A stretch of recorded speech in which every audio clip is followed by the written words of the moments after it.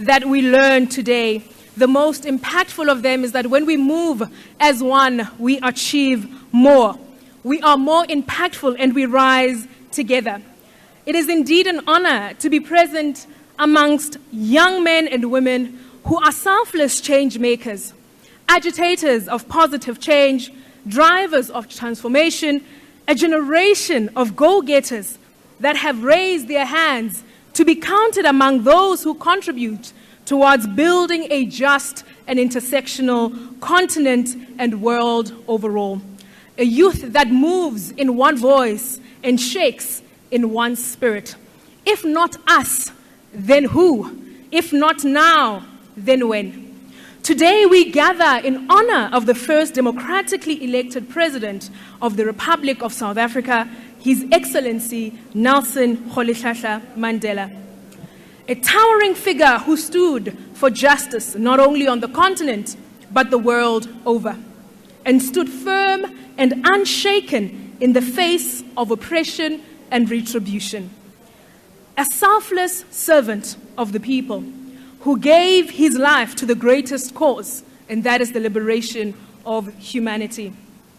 May these few days that are coming teach us that we too can rise on wings of an eagle and soar like the president.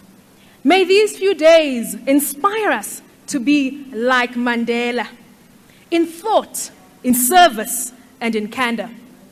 Championed by the President Cyril Ramaphosa and anchored in former President Nelson Mandela's legacy of transformational leadership, this dialogue seeks to provide a platform for young people on the African continent and diaspora, an opportunity to engage in constructive discussions on pressing socio-economic issues in the continent and the globe world over. Discussions will range from leadership and governance, climate change, trade and investments, labor, migration, as well as the just transition, amongst others. We convene here, all of you, under the theme of ethical and intergenerational leadership for a better tomorrow. His Excellency, it is definitely our belief that gathered here, hosted by the NYDA, we have indeed come full circle. In 1996, President Nelson Mandela appointed what used to be known as the National Youth Commission, which was led by a young woman named Mahlengi Bengu. Many years later, the Youth Commission was merged with Umsobombu Youth Fund to establish what we now know as the National Youth Development Agency.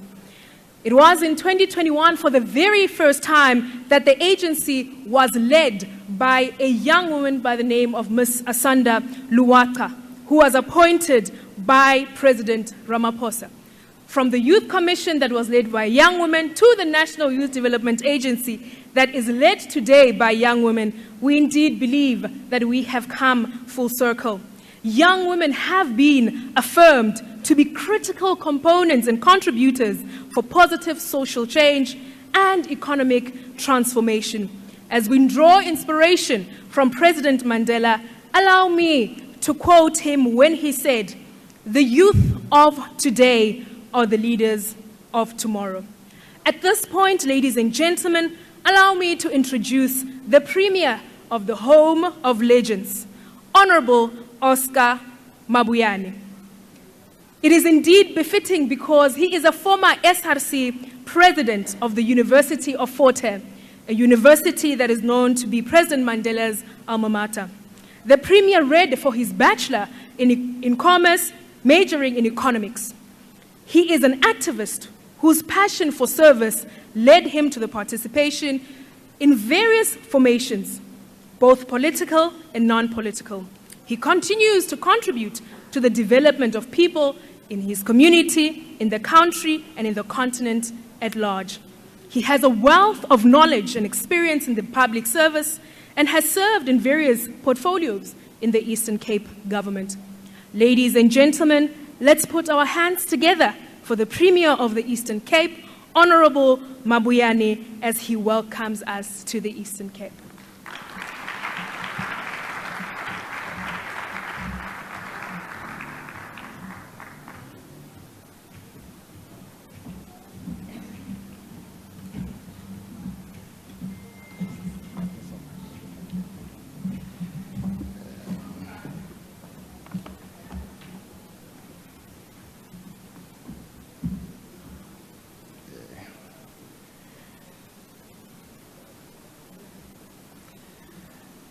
Mr. President, I'm still an activist. His Excellency, the President of our Republic, the Minister in the Presidency, and all ministers present here today, the Deputy Ministers, the Vice-Chancellor of Walter Sisulu University, all mayors led by the Executive Mayor of Owari Tambo District Municipality, the Executive Chairperson of the National Youth Development Agency, Ms. Luaga, members of the Diplomatic Corps, delegates from our sister countries in the African continent, delegates from our sister countries in the Global South, all invited, distinguished guests, ladies and gentlemen, good afternoon. On behalf of the people of the Eastern Cape and their government, I wish to extend a heartfelt greetings and a warm welcome to all of you, the youth of the Global South gathered here today. We are greatly honored to be hosting this important gathering of young minds from across the continent and the broader developing world as you grapple with the challenges of global citizenship today. This inaugural Nelson Mandela Youth Dialogue is an important development in continental and global youth affairs. Our former President Nelson Mandela remains an important global symbol of resilience, courage, servant leadership, and self-sacrifice in pursuit of justice for all. So there is no better place to initiate this dialogue for a noble cause than here at the birthplace of Madiba. Young minds to go from strength to strength to become a potent force for positive change in our continent as well as in the world. The launch of this dialogue, therefore, tells us that this generation of youth recognizes the need to produce and reproduce these values which Nelson Mandela embodied as young activist right through to adulthood. It was President Nelson Mandela himself who insisted that, and I quote, "As long as poverty, injustice, and gross inequality persist in our world, none of us can rest." The world today is faced with increasingly growing challenges of inequality, mass poverty, the uneven but combined development of the global north and south, a deepening climate crisis that produces disasters, biomedical outbreaks such as COVID-19 that threatens humanity, and a renewed threat of nuclear war.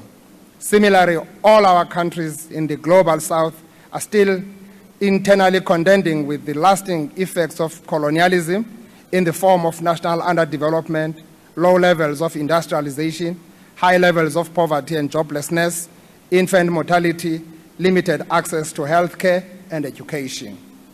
All these challenges place immense pressure on our collective future as the nations, the Global South, and dare I say, on the future of the planet and humanity. The task of building a people-centered global development trajectory, utilizing markets to pursue human development needs instead of subordinating humanity to markets, and the building of a spirit of humanity solidarity are important moral undertakings that require an activist youth movement at a global scale. In the early years of this 21st century, African leaders boldly called on all of us to make this one Africa's century. This was a call to action to transform Africa into a great story of victory over centuries of underdevelopment and to escape the status of being the world's reference point for stories of hopelessness. The 21st century was and still is meant to write a new chapter of Africa's development in which the youth of our continent enjoy the dividend of continental unity, prosperity, and rising standards of living.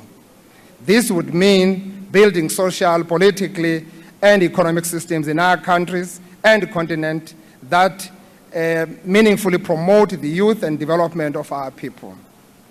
The current crisis of weak economic development and limited industrialization in the African continent undermine the prospects of our future. It is now incumbent upon you, young people from Africa and the Global South, to act as agents of progressive social change and rise to the demands of providing solutions to the challenges of today. This requires sustained generational dialogue about necessary action to transform our political and economic conditions for the better. Importantly, this transformation must be at the continental and at a global scale, building partnership that trade in both material and moral resources in a manner unseen before. The launch of this Nelson Mandela Youth Day, Mr. President, is an important milestone in awakening a necessary global youth movement for development. It must be sustained and accelerated further with a meaningful program that can mobilize the youth of our continent and the Global South behind a common vision of global solidarity for human development. After all, it is President Nelson Mandela himself who also once reminded us that, and I quote, "Sometimes it falls upon a generation to be great. You can be that generation," close quote. With those few words, Mr. President, and all the distinguished guests, and all our African brothers and sisters in our continent, and also from the globe, I want to take this opportunity on behalf of people of this province, the home of legends, to welcome all of you here in this home of Mthatha, where Nelson Mandela himself was born. Thank you very much, Program Director.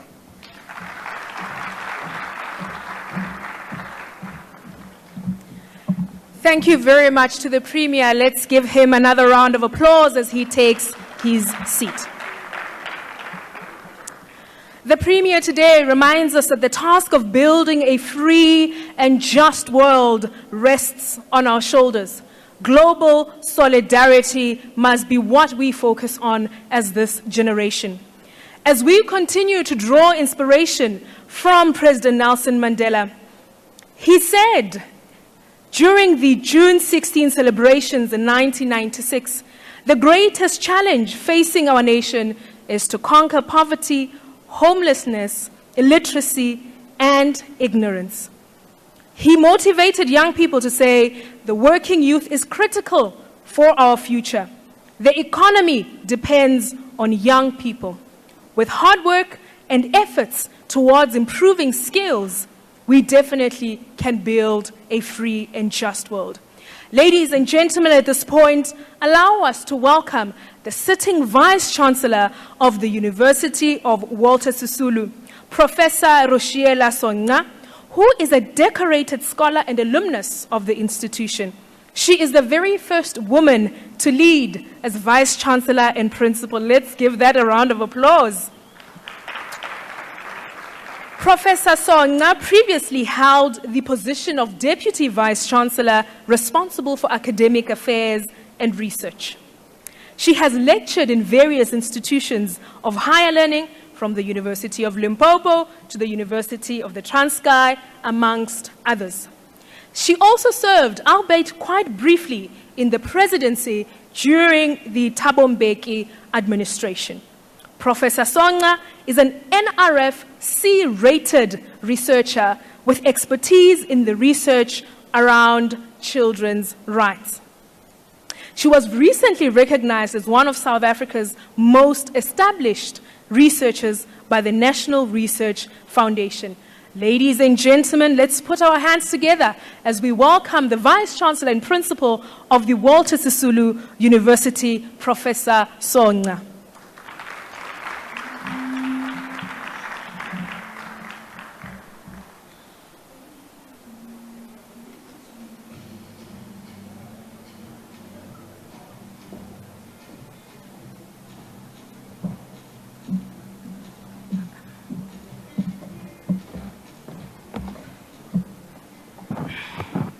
Thank you very much, Program Director. His Excellency, the President of the Republic of South Africa, Mr. Ramaphosa. Please also allow me to recognize the ministers and deputy ministers present today, mayors and deputy mayors, you're most welcome. Allow me to recognize our Premier, Mr. Mabuyane, the Chairperson of the NYDA Board, Ms. Luwaqa, and board members, the CEO of NYDA, Mr. Karim, captains of industry and CEOs, honored guests, ladies and gentlemen, good afternoon. Please allow me to reflect briefly on the role of academia in uplifting economic development on the continent. It is important for universities to position themselves as critical role players in Africa's development. The African Renaissance is underpinned by various strategic frameworks, such as the Agenda 2063, which outlines strategies needed to achieve a more prosperous, secure, peaceful, and democratic Africa. On its part, the Continental Education Strategy for Africa 2016-25, commonly known as CISA 1625, embodies the principles enunciated in the Sustainable Development Goals and other previous continental plans and strategies, and seeks to provide each stakeholder the opportunity to make his or her contribution to education and training in Africa. Consequently, academia must be aware of these international, regional, national, and local frameworks in crafting their own strategies as informed by their unique contexts. The CISA 1625 guiding principles call for knowledge societies driven by human capital. This ideal finds expression in the white paper for post-school education and training that requires institutions to increase the number of staff with doctoral qualifications.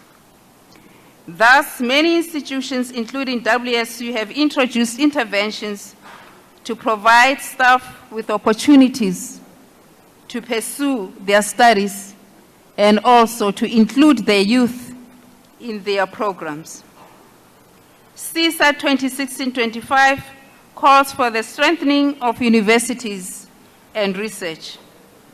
Its objectives include enhancement of postgraduate and postdoctoral education and expanding competitive awards to nurture emerging academics, introduction of more international research exchanges, and expanding centers of excellence and institutional links.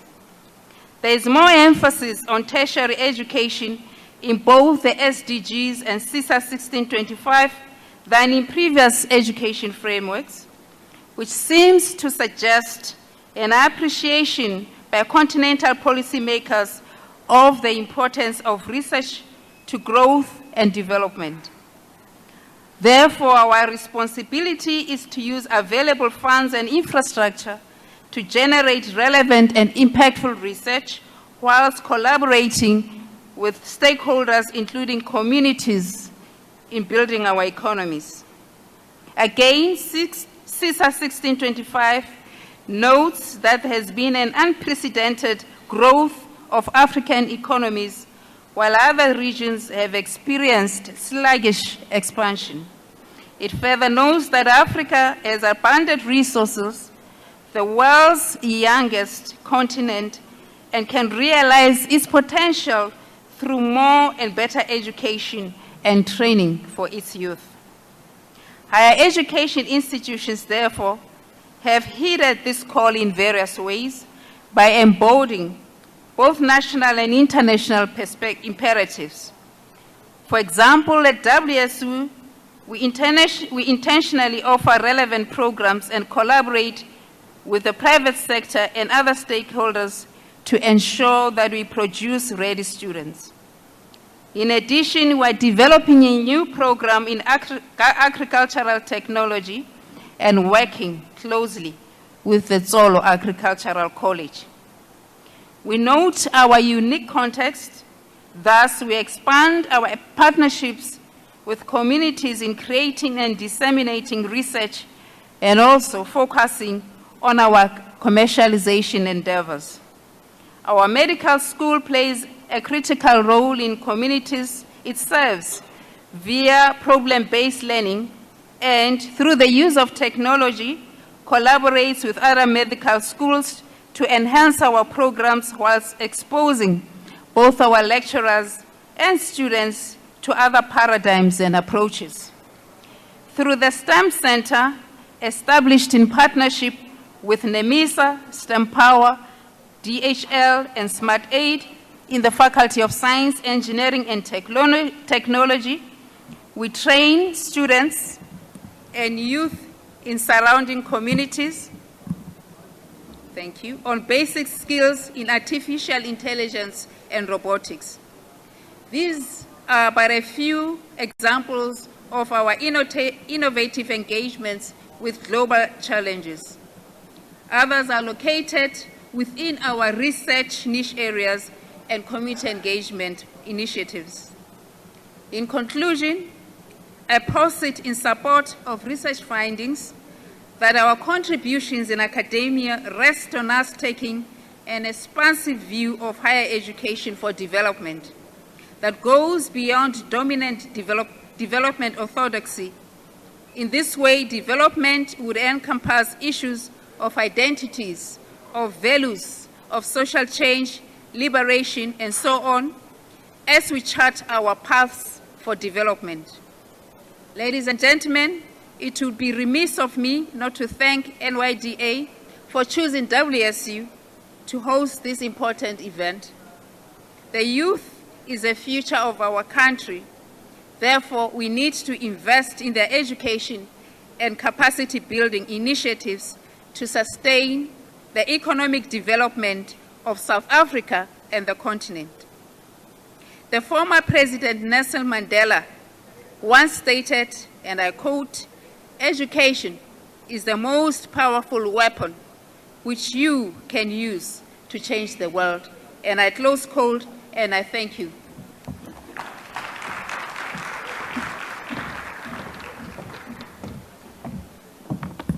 Let's give Professor Sangu another round of applause as she takes her seat. Prof reminds us today the words of President Nelson Mandela, who was quoted saying, "Education is the most powerful weapon which you can use to change the world." We wish to challenge you and your colleagues, Prof, in academia, that there needs to be lobby and advocacy to ensure that there is access and redress in institutions of higher learning. There needs to be funding set aside for young people to be able to access postgraduate learning. She reminds us as well that Africa has an abundance in resources, a very young and agile population. It begs the question, how far have we come in ensuring that we build intergenerational co-leadership and governance on the African continent? This says to us we need to grow younger as a continent. We need to ensure that more young people are tasked with the responsibility of leading not only government, but as well as different sectors in the economy, as well as in society. A few days ago, the President of the Republic of South Africa took us into his confidence as a country when reshuffling his executive. We looked quite closely, President, at what would be the trends in terms of leadership that you would have been providing in that reshuffle. And we can say without any fear of contradiction that more women were affirmed in critical positions. But there's that one position, President, one Ministry of Finance that has not had a woman. You need to closely zoom into it, President. We need more women, we need more young people affirmed in critical positions.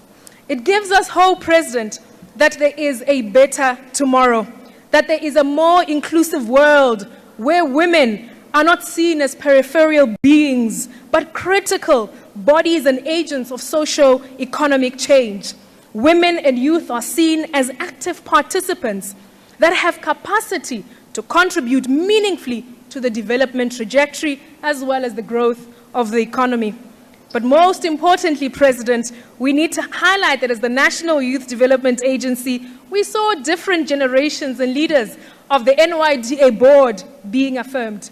In particular, President, you appointed a former board member of the National Youth Development Agency, Honorable Maruping Ramaphosa, to lead as minister in the presidency, responsible for planning, monitoring, and evaluation. The President also appointed Honorable Kenneth Murolong, who is a former executive deputy chairperson, to be a deputy minister in the presidency. I want to say to board members and the chair, hint, hint, hint, hint. We want to appreciate the President for reaffirming our continued call for intergenerational co-governance and leadership. We cannot build a country or a continent or a world where there is no representation. Representation matters. We want to see our faces in those cabinets. We want to see our faces in those boards. We want to see our faces as captains of industry. President, as you continue driving change and transformation in the country, there are critical matters that have potential to collapse the country. Women and children continue to live in fear. The high rates of gender-based violence and femicide are deplorable, and there needs to be swift action. The scourge of load shedding has further exacerbated the vulnerabilities of women, children, and persons with disability. And we look forward to the swift change that will be brought about by the Minister of Electricity in the presidency. There is no greater time than the present for us to build safer communities. May women, children, youth, queer people, persons of disability find refuge in your capable leadership. May they know that the world sees and hears their voices. The next speaker, ladies and gentlemen, is Dr. Nkosazana Clarice Dlamini Zuma, who is no stranger to President Nelson Mandela. She served under his leadership in the very first democratic government in 1994. When she was appointed as the Minister of Health, later became Minister of Foreign Affairs and Minister of Home Affairs. Dr. Dlamini Zuma, ladies and gentlemen, holds a BSc degree in Zoology and Botany from the University of Zululand, an MB-CHB from the University of Bristol, a diploma in Tropical Child Health from the School of Tropical Medicine in the University of Liverpool. She is the former and was the first woman to lead as the chairperson of the African Union Commission. Honorable Dr. Dlamini Zuma currently serves as the minister in the presidency responsible for women, youth, and persons with disability. Ladies and gentlemen, let's put our hands together as we welcome Honorable Dr. Nkosazana Dlamini Zuma, who will be telling us why Nelson Mandela and, of course, announcing the president. Thank you.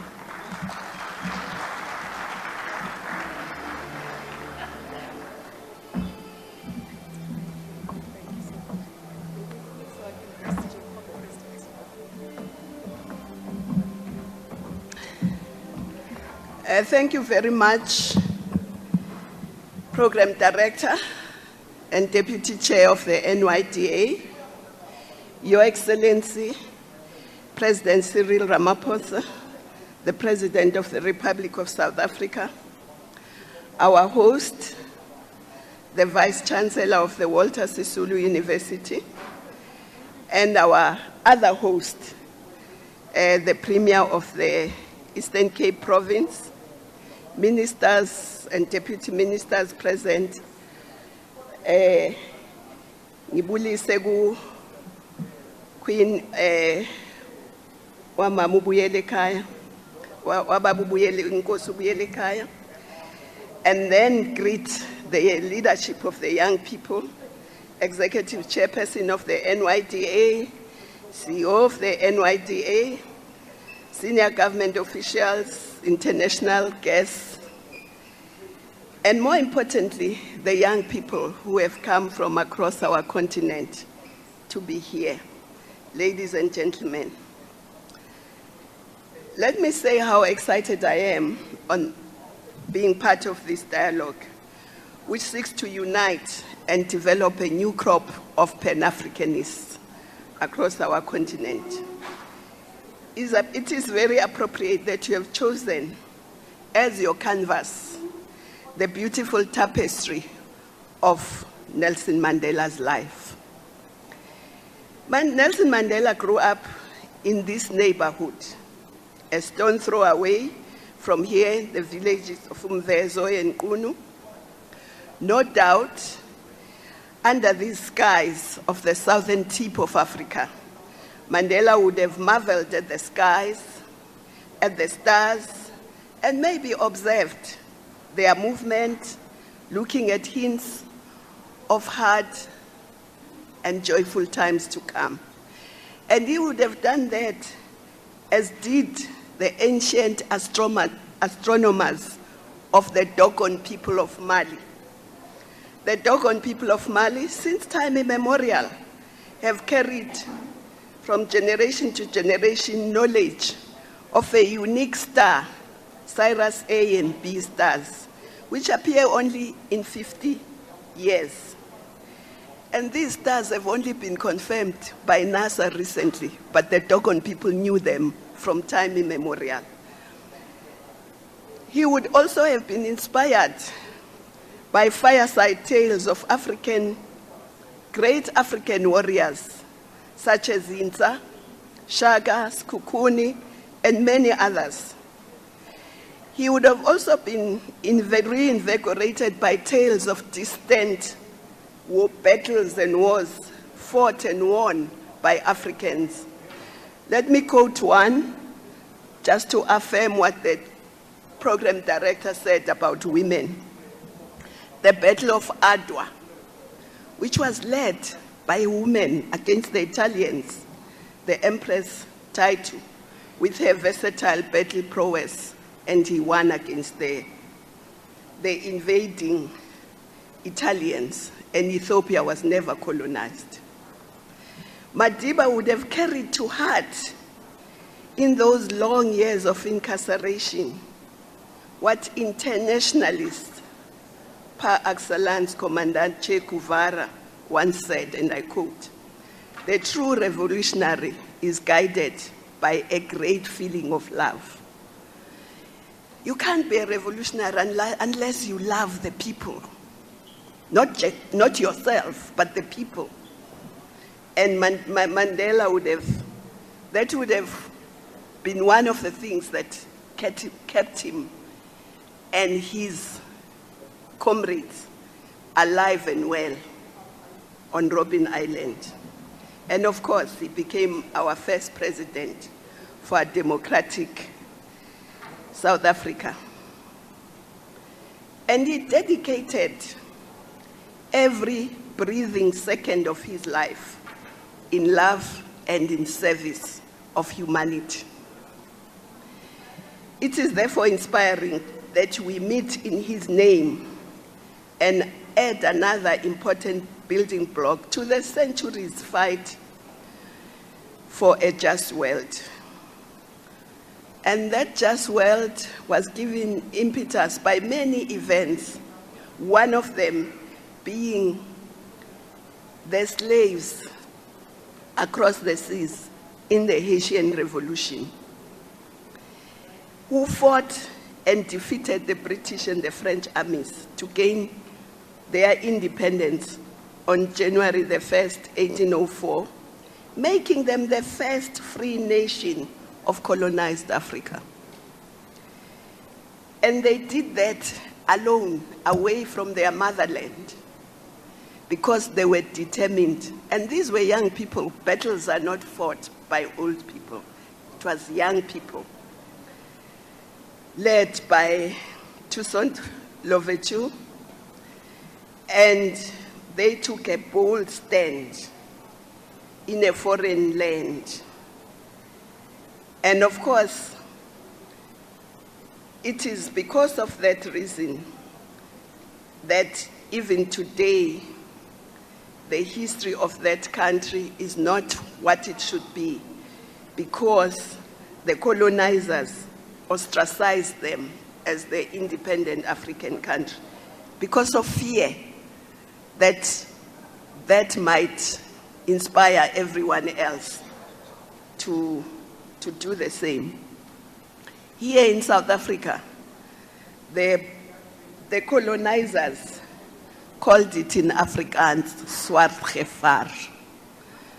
Swart gevaar is an Afrikaans saying which I would loosely translate for you as the danger of the black people. And it was motivated by the fact that they feared a free African. They feared free Africans.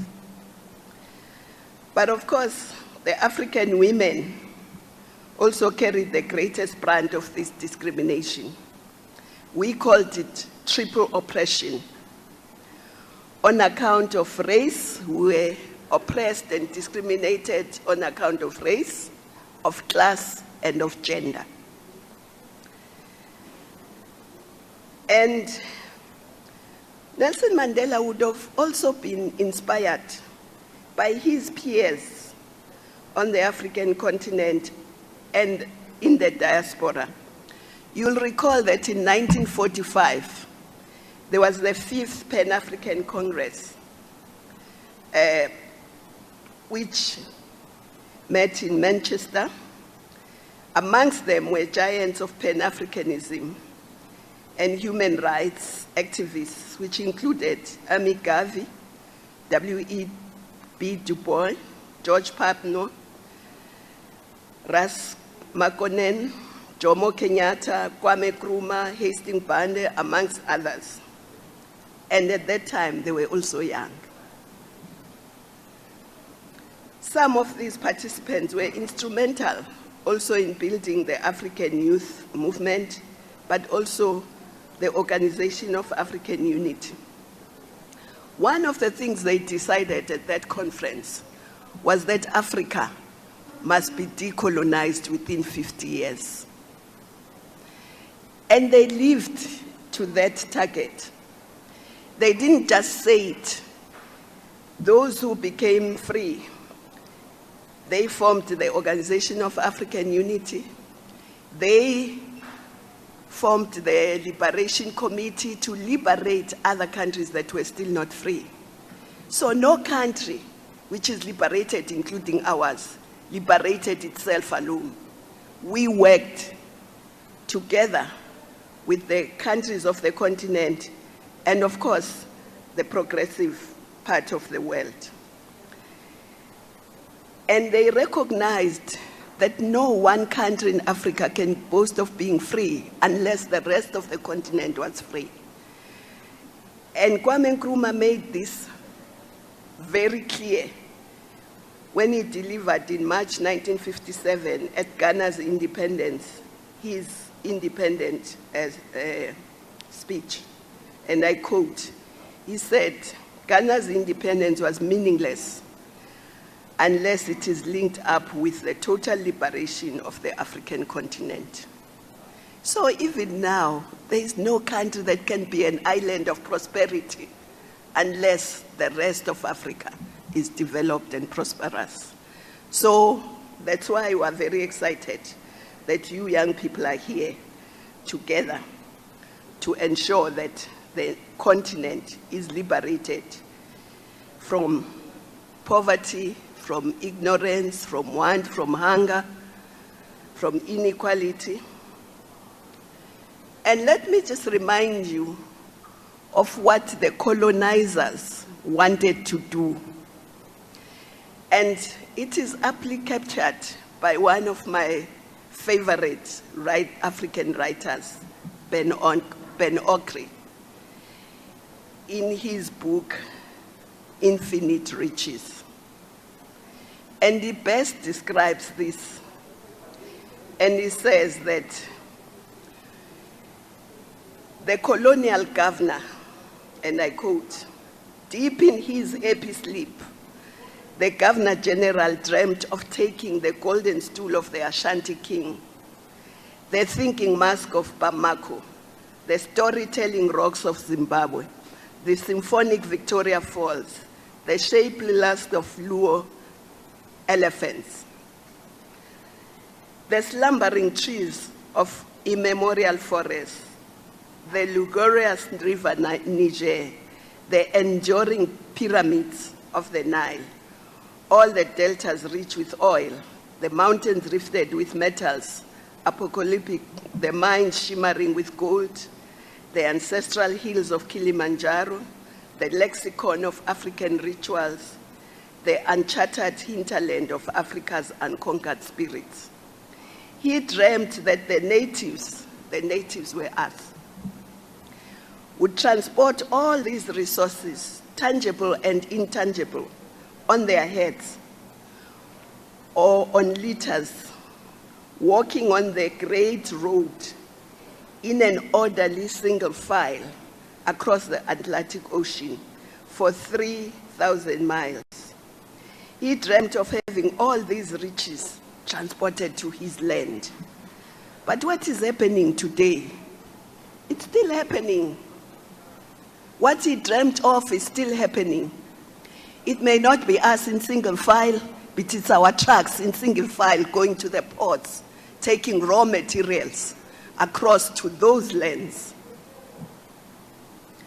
It is still single file of trucks taking those natural resources from our lands to those lands to build what we call the capitals of the world. So, what do we need to do? We need to change. We need to change that. And we therefore applaud you, the youth of today, for you intending to wake up that governor and reimagine and shape a better Africa, which is a building block for a better and a just world. Africans can no longer be just exporters of raw materials without beneficiating and processing. Africa should be the largest manufacturer in the globe, noting that most raw materials originate from our continent. And we also have the biggest young population. We must have the majority of researchers and innovators, and that should be young people. So we gather today to provide a platform for constructive dialogue between South African young people and their peers within the African continent and beyond, to deliberate on contemporary socio-economic issues that catalyze long-term change in support for quality education and skills development, youth employment and entrepreneurship, physical and mental health promotion, social cohesion, nation building, as well as an effective and responsive youth development machinery. And we must showcase African cultural heritage, which we have. Promote Pan-Africanism through orientation to ethical leadership, intergenerational leadership. Inculcate the spirit of patriotism amongst African youth through fostering social cohesion and nation building. I was very impressed when I was at the AU and there was the Ebola problem in the 3 West African countries. When we asked young people to volunteer to go and work there, we asked a few of them the reasons why they volunteered, resigned their jobs to go and work there. One of them, I think he was from Kenya, one of them, he said, you know, when I heard the call from the AU, I thought, what if this was happening in Kenya and nobody responded? What would we do as Kenyans? So that's what made me want to go and help.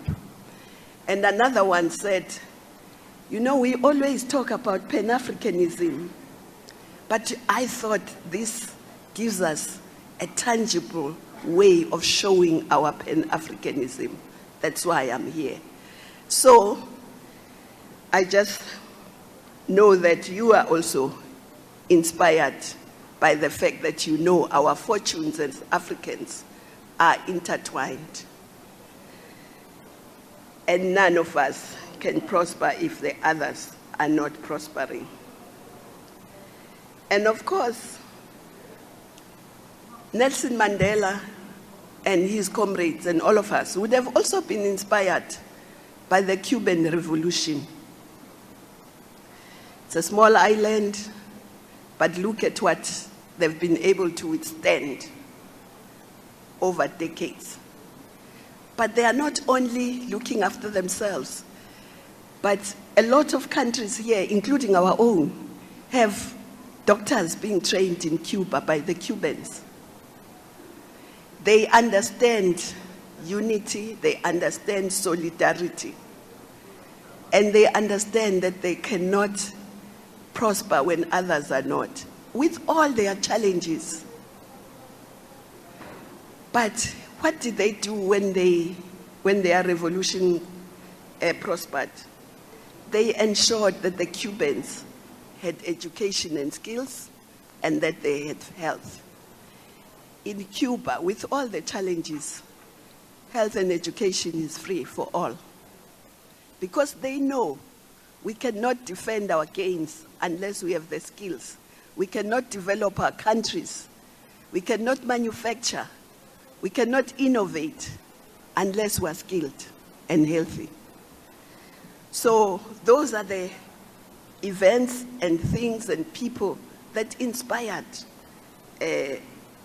Nelson Mandela and his comrades.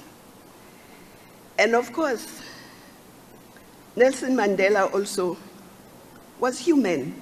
He had a sense of humor, like all. I was privileged to be at his inauguration. And I must say, almost all of us shed a tear when he took that oath. We shed a tear which was of mixed feelings, joy, but also sadness. Joy because at last we were free. Sadness because we knew of many people who had sacrificed their lives, who had died for that freedom, but never saw it. And so, but that inauguration also placed a big responsibility on all of us to make sure that we do not and we dare not fail those who had given the highest sacrifice to our freedom. But I was telling our comrades here, when we were waiting for the president, and the protocol said the president is 3 minutes away, and then 10 minutes later, I said to them, how long is 3 minutes? Because Comrade Nelson Mandela, that's what he used to say. If you say to him, Dada, can I see you just for 5 minutes? He will say, okay, how long is 5 minutes? Because he knows 5 minutes, you are just saying it as an entry point. You may be wanting to see him for 30 minutes.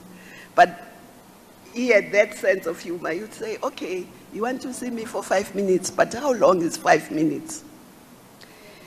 But also, let me say, as young people, you are lucky because you're standing on giants. But you also have a strong foundation that has been laid for you. The African free trade is a strong foundation laid for you. But you must manufacture. You can't trade in raw materials.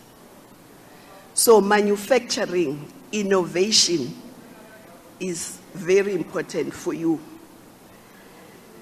And we must, if you look at the world, their biggest trading partners are not across the oceans. They are in their space. It's only us. If you ask any country here, they'll tell you the biggest partner is China or this or that. Across the oceans, it's high time that our biggest trading partners must be amongst ourselves. And we rely on you, young people, on your innovation, your energy, your vitality to make it work. And we rely on you to make sure that nobody is left behind. As the program director was saying, that women cannot be left behind. Not only because they are the majority, they must reach their full potential. But besides being the majority, they produce the others. So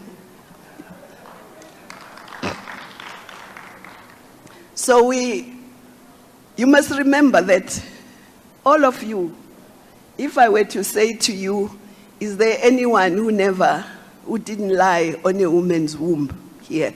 Nobody would stand. So how do you not respect that person? How do you not want that person to develop? And of course, we're talking young people, but we must also talk young women and women generally. But of course, we must also know that we are going through challenges. COVID was one of them, the war, the global geopolitics. But we must be inspired by people like the Vietnamese. How did they overcome? How did they win that war? And Ho Chi Minh had this to say at the height of that war. He said, I quote, "Remember, the storm is a good opportunity for the pine and the cypress to show their strength and their stability." So, yes, we are going through challenges, but we must remember that for every challenge, there is an opportunity. And we must grab that opportunity with both hands. And Nelson Mandela said this.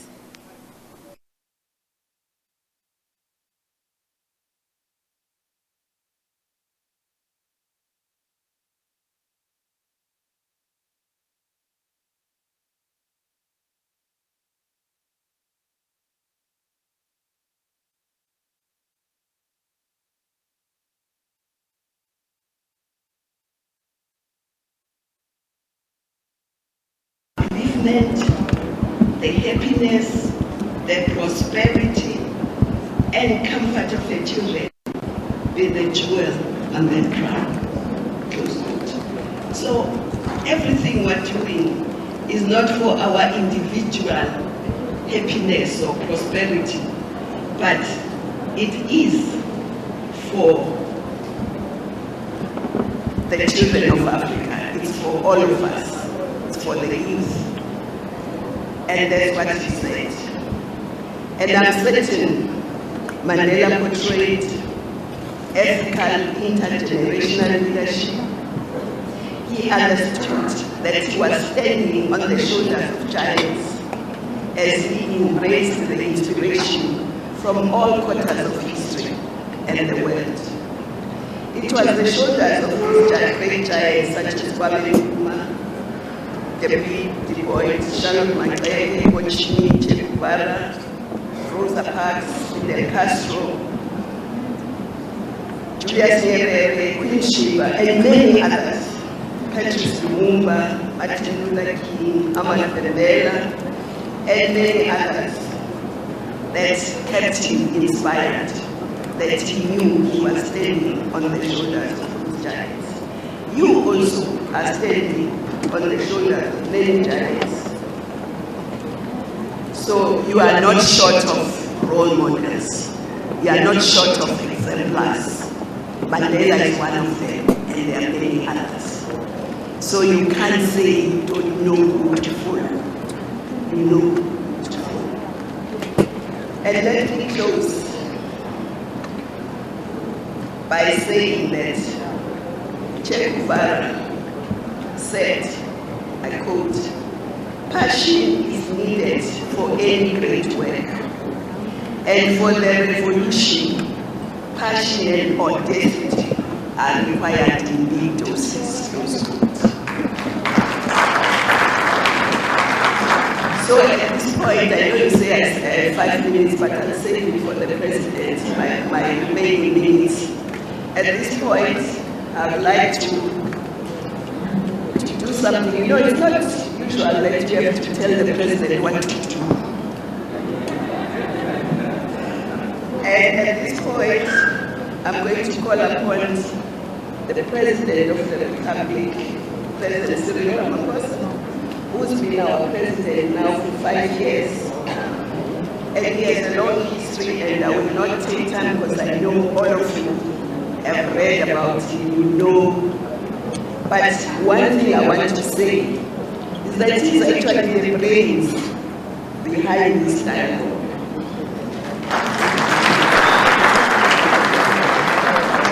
So it is my honor and privilege to call upon you, President, and welcome you to the podium to deliver your keynote address. And when you finish, Mr. President, you don't go back to your seat. You'll be part of the panel. So don't come down, you'll stay up here. Thank you.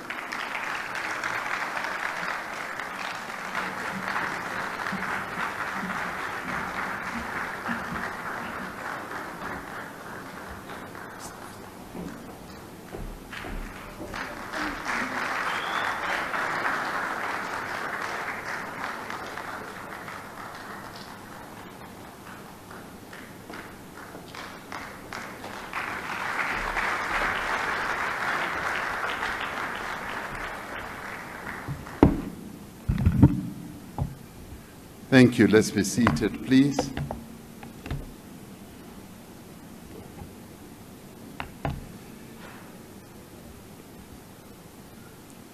Program Director, the Executive Deputy Chairperson of the National Youth Development Agency, Ms. Karabo Mohale, the Premier of our province here, the province of legends, Oscar Mabuyane, Your Majesty Queen Nokwanda Dalindyebo, the Queen of Abatembu, Minister of Women, Youth, and Persons with Disabilities, Dr. Nkosazana Dlamini Zuma,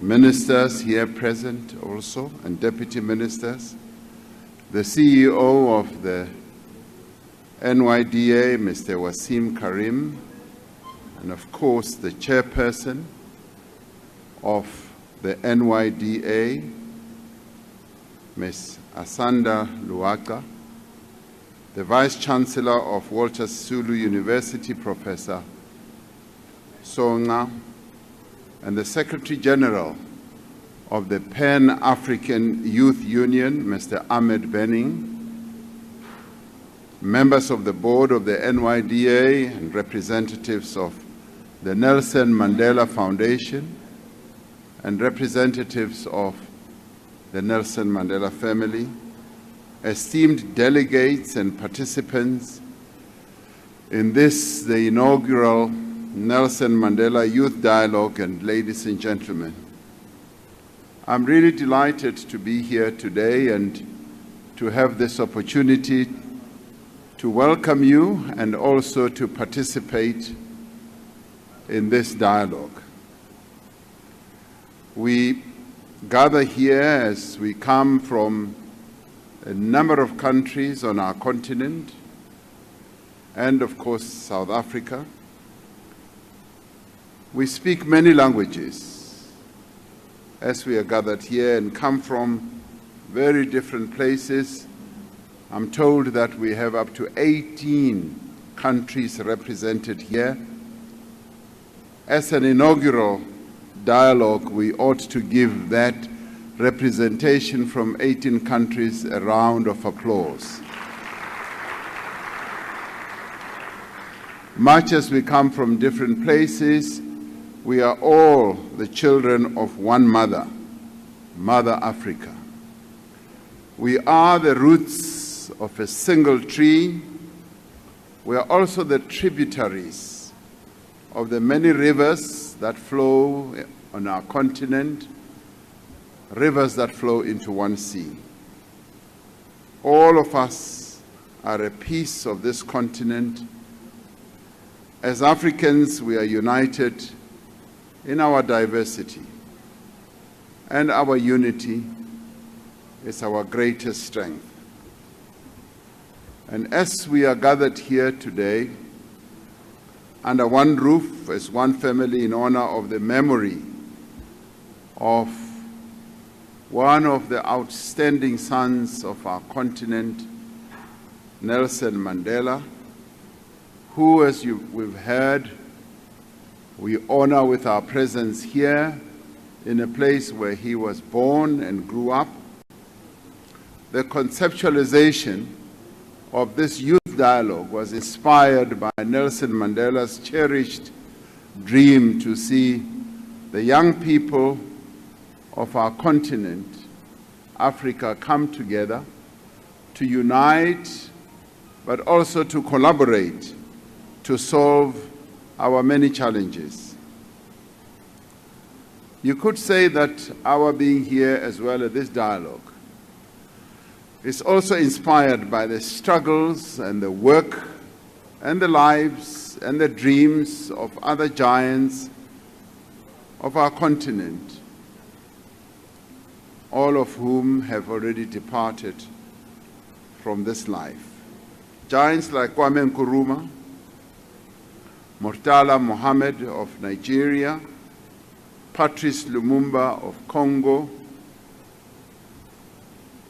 Amilcar Cabral of Guinea-Bissau, Agostinho Neto of Angola, Eduardo Mondlane of Mozambique, Seretse Khama of Botswana, and our own Albert Luthuli, Oliver Reginald Tambo, and many others. The idea of bringing the youth of the continent in the manner that we have now done together to start the important conversations about leadership, about development and political change, first came to me during a visit that I had to the Republic of Senegal in December 2021.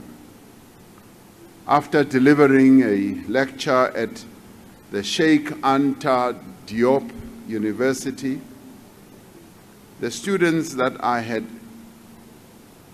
a wide-ranging discussion on various topics. And these included the effect of the COVID-19 pandemic, but they went beyond that.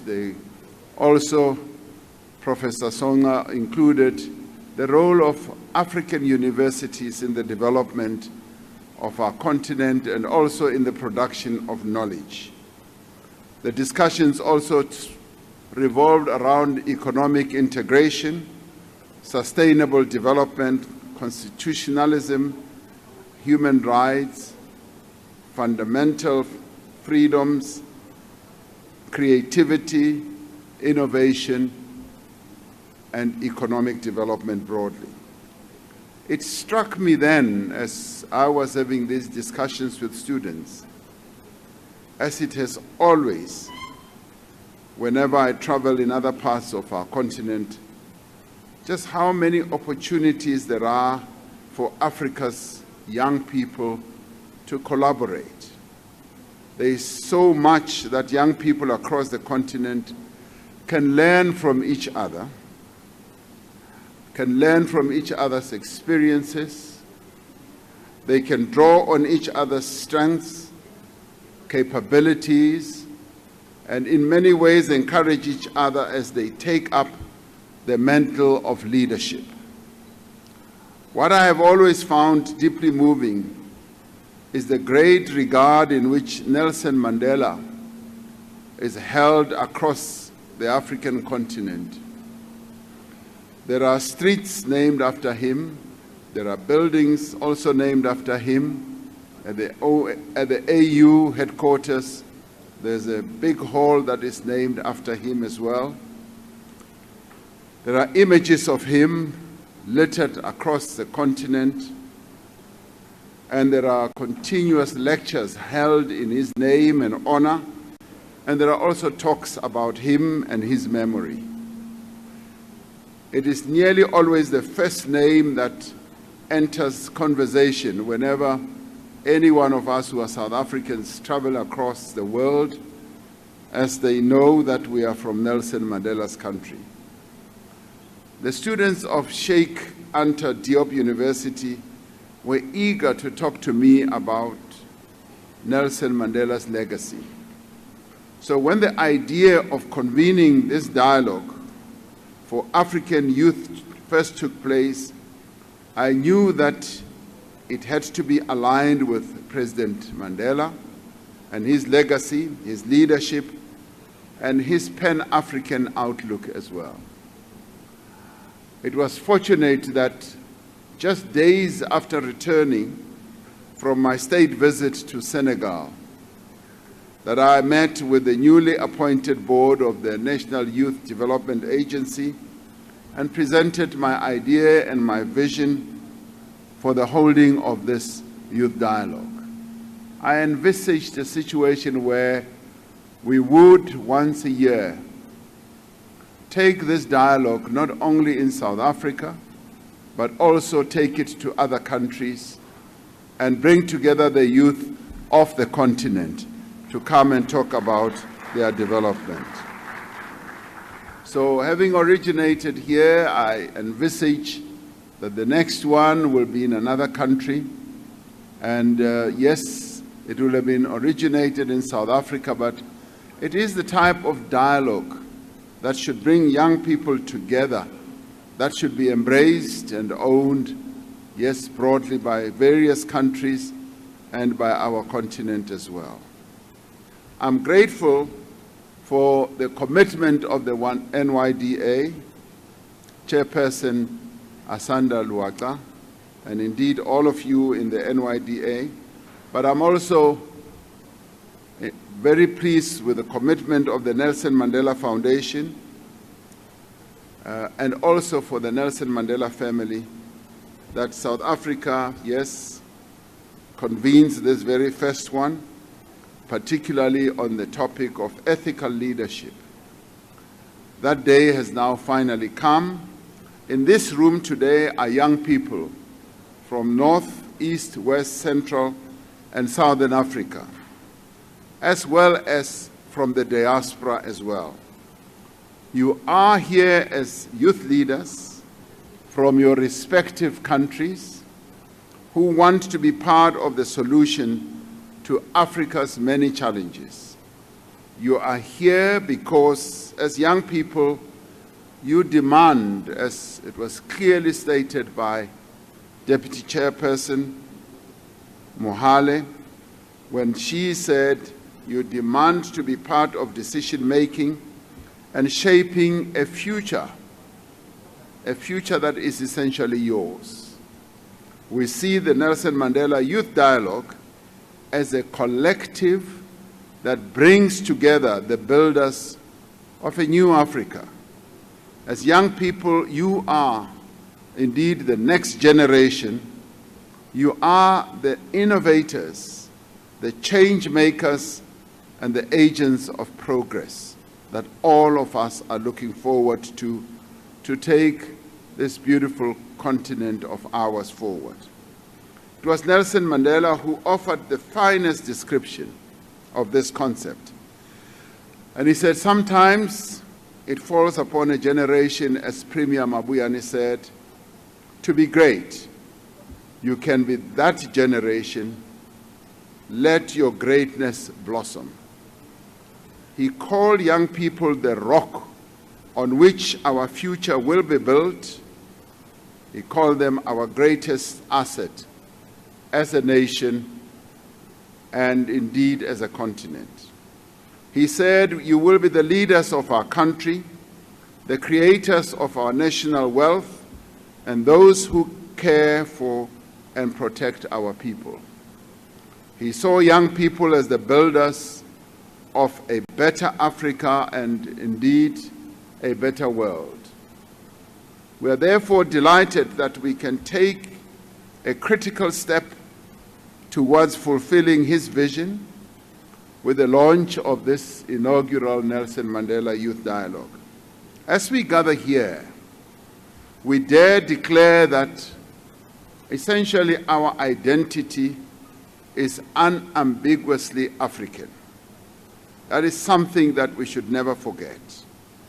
As Nelson Mandela and all the other leaders I referred to never forgot. We dare say that our being is one with Africa, that we are loyal disciples and advocates for Africa's development. We must insist that we are unmistakably products of Africa's long and complex, rich history. We maintain, too, that we are ultimately the authors of Africa's inevitable great future. You are the authors. Through your lives, you are writing Africa's great future that beckons. We are Africans, as Kwame Nkrumah told us, not because we were born in Africa, but because Africa was born in us. To realize Africa's ability to give birth to a world with a more human face, we carry the responsibility to confront the colonial limitations that were imposed upon us. Through brute force, humiliation, through the plunder of our resources, through the enslavement of minds and bodies, our people on the African continent were stripped of their humanity and dignity. For the cruel and brutal, exploitative and absurd colonial project to prosper, we were reduced to and regarded as unimaginative, primitive savages who were regarded as merely content with subsistence living. Our way of life, our history, our cultures, our belief systems, our customs, our traditions, and our economic life were denigrated. They were even frowned upon. They were ridiculed and ultimately destroyed. Long after the overthrow of colonial rule, imperialism and racial prejudice prevented our historical wounds from properly healing and for us to freely march towards progress.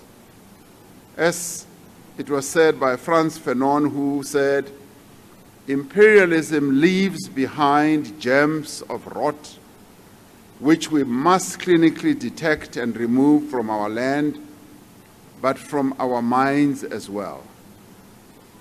That imperialism flourished because it made the oppressed people of our continent believe some of the worst lies about themselves. To be black and African carried a burdensome weight, irrespective of one's standing in African society. Our kings and queens and leaders of old were reduced to what they called non-entities. So this dialogue should be about affirming who we are as a people. It should be about affirming our individual and collective self-worth as a people, and our determination to develop our continent, Africa, through innovative entrepreneurship. It should also be about giving space and opportunity to the entrepreneurial spirit, talents, and energy of Africa's youth to take their rightful place in the regeneration of the economic fortunes of our continent. But also, it is the time when ethical leadership should come to the fore to lead this continent forward. It should be about raising our consciousness to the endless possibility that the idea and experience of being African carries. It should be about us taking advantage of the vast golden opportunities available in the program of rebuilding our continent. A more humane and just world cannot blossom without an African renaissance, without embracing African values, values of ethical leadership, good governance systems and processes, and without an appreciation of African aspirations. The foundations for this are already being laid. We see examples of dynamism and vision of youth throughout our continent. With the support of the African Development Bank, for instance, young urban farmers in Nigeria, in Uganda, and the Democratic Republic of the Congo are running businesses focused on climate-smart agriculture and are using new technologies for sustainable food production. Similar projects to support food security by bringing young people into agriculture are underway in Zambia through the YAPASA program, in South Africa through the Presidential Employment Program, Stimulus Program, and in other countries. In Kenya's capital, Nairobi, young men are leading the groundbreaking No Means No projects to educate men and boys about sexual consent. According to data from the project, sexual violence has dramatically reduced in settlements where their classes are taking place. Across Africa, young people are becoming entrepreneurs in areas such as waste recycling, mobile money, aquaculture, IT, and e-learning. Yes, a number of them are becoming manufacturers and industrialists. Many of these businesses are in direct response to the needs and circumstances of the communities in which they operate. In Nigeria, for instance, a young entrepreneur has started a ride-hailing and diversity delivery service for motorcycle taxis, also known as Okadas and Pikipikis.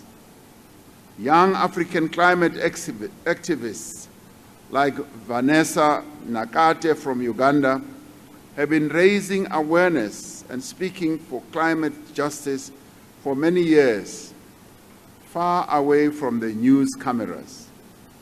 In the troubled Eastern DRC, which is bearing the brunt of violence and conflict, young people in Ituri province are coming together and meeting with government leaders and civil society groups around peace issues and governance issues and the role that they can play in peace building.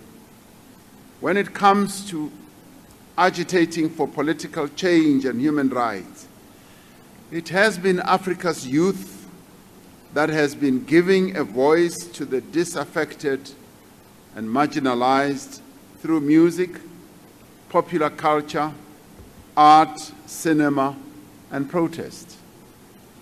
All of these examples make a strong case that the solutions to Africa's problems are well within our grasp.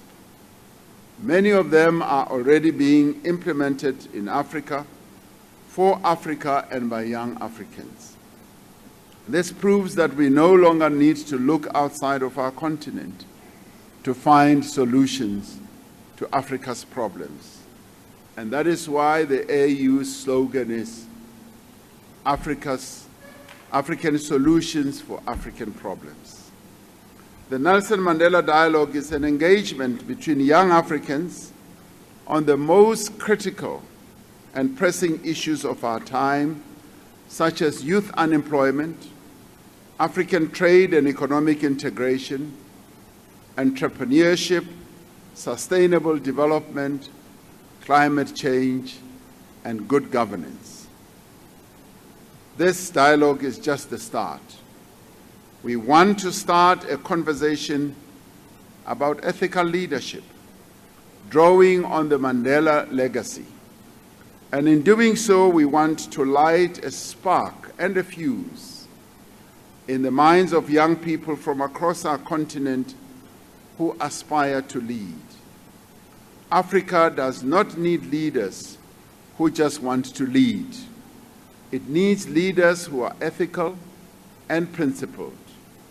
It needs leaders of courage, leaders with an unwavering commitment to advancing human rights and fundamental freedoms for all, regardless of race, class, gender, ethnicity, sexual orientation, political orientation, or whether one is born rich or poor, and whether one is born in one region, rural or urban or not. Africa's diversity must be a source of our strength, not a cause for division. True leaders stand up for truth and justice. They stand up against inhumanity in all its forms and manifestations, and always strive for peace as a precondition for progress. We need leaders who understand that to lead the people, you must first be amongst the people, and to respond to their most immediate and pressing needs. We recall the example of the great Thomas Sankara, who, after leading a revolution in his country, set about mobilizing the people of Burkina Faso, especially young people, to build schools, to build clinics, dams, and irrigation systems. In the early days of the Cuban Revolution, which greatly inspired post-independence movements in Africa, young people were sent into the towns and villages to teach people to read, an act that transformed that country.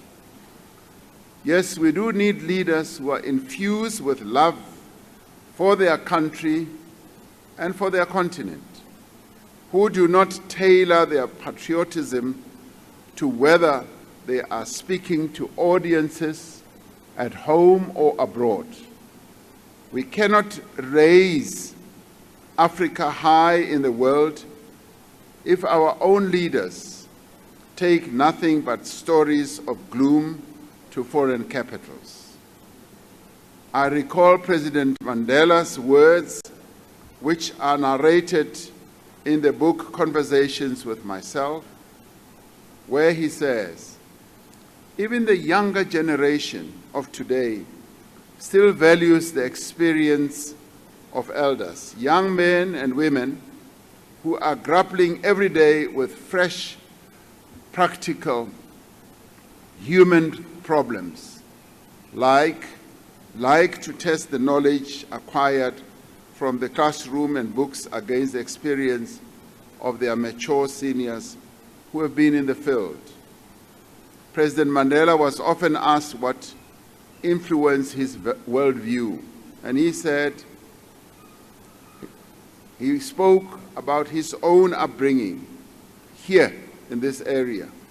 His interactions as a young man with leaders in his community here in this area, meeting other political and world leaders and ordinary men and women and children throughout the world that he had met during the course of his life. He was a great leader who embodied all the qualities I've just described. We see the Nelson Mandela Youth Dialogue as an incubator of the next generation of African leaders.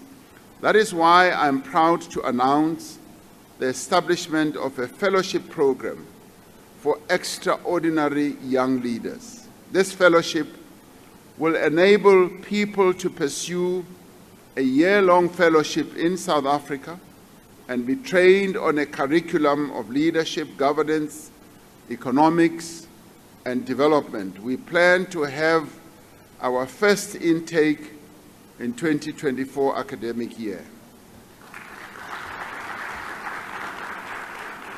Now, Africa is a continent on the ascent.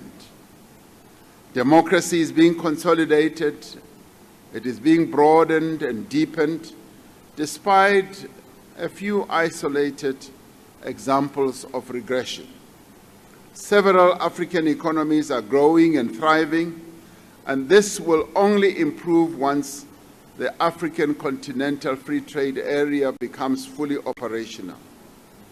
With its vast natural resources, Africa is poised to take advantage of the global shift towards low-carbon, climate-resilient development, an issue that you will be discussing in the next day and two. Across Africa, there is bountiful wind and solar power, geothermal energy and biofuels. Across Africa, there are natural gifts that can secure not only our energy future, but the future of our manufacturing base, and also be able to meet the needs of people on our continent. As the continent, we must be committed to the transition to just energy, but also to a future where real outstanding products are manufactured on our continent. Where, as Minister Dlamini Zuma said, we are no longer exporting rock and soil, where we are exporting finished products of a world-class nature so that the world can truly see what Africa is all about and the capability of Africans. Africa's human capital is its greatest asset. Our people, especially young people, are creating their own opportunities as entrepreneurs by working the land, by applying innovative solutions to age-old problems. This is not to make light of the many challenges we still face, challenges of poverty, unemployment, inequality, conflict, disease, gender-based violence, and the gaping wound of inequality between and within nations in our continent. Yet we look to the future with optimism. It is up to young people brimming with talent, with energy, with vitality, and hope to fulfill the promise of the generations that came before. Development depends on good governance, but it also depends on strong leadership. This is what will unlock Africa's potential. History bears witness to the value of investing in the development of leaders. The Nelson Mandela Youth Dialogue and the fellowship seeks to be part of this endeavor. Africa's future in the end, as young people, is in your hands. It is a great responsibility and a duty, but also a doable one. You will encounter many setbacks. At times, you may doubt yourself and your course of action. It will take time and it will take immense sacrifice, and effort, but you will not give in or give up. You will be fortified by experience, by learning from each other, and by also knowing that, yes, you stand on the shoulders of giants who have come before you. And that is the purpose of this initiative.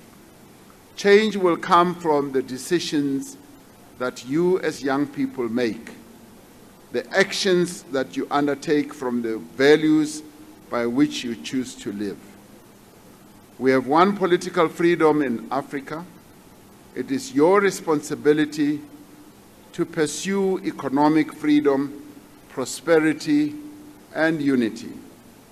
In 1961, at the height of apartheid, Nelson Mandela released a statement from the underground explaining his decision to not leave South Africa but to continue with his political work. He asked his countrymen and women, "What are you going to do?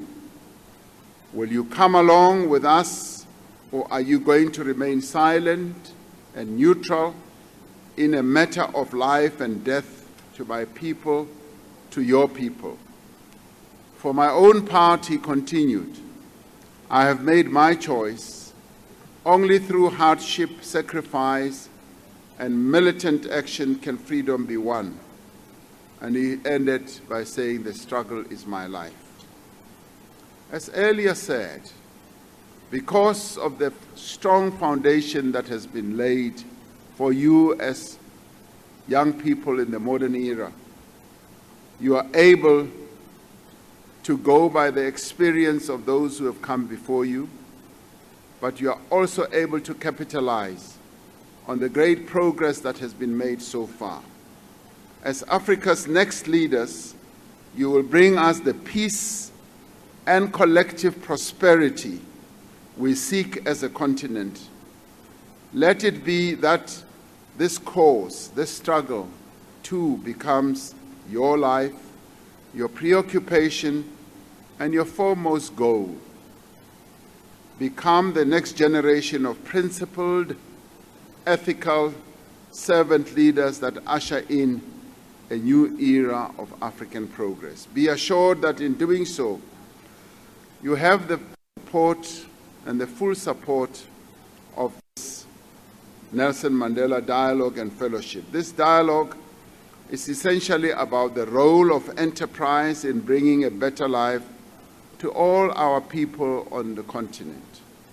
To succeed, we must affirm Africa as a birthplace of all humanity and cradle for civilization, for disciplines or knowledge systems such as archaeology, history, science, which confirms Africa as a preeminent center of innovation, scholarship, and commerce.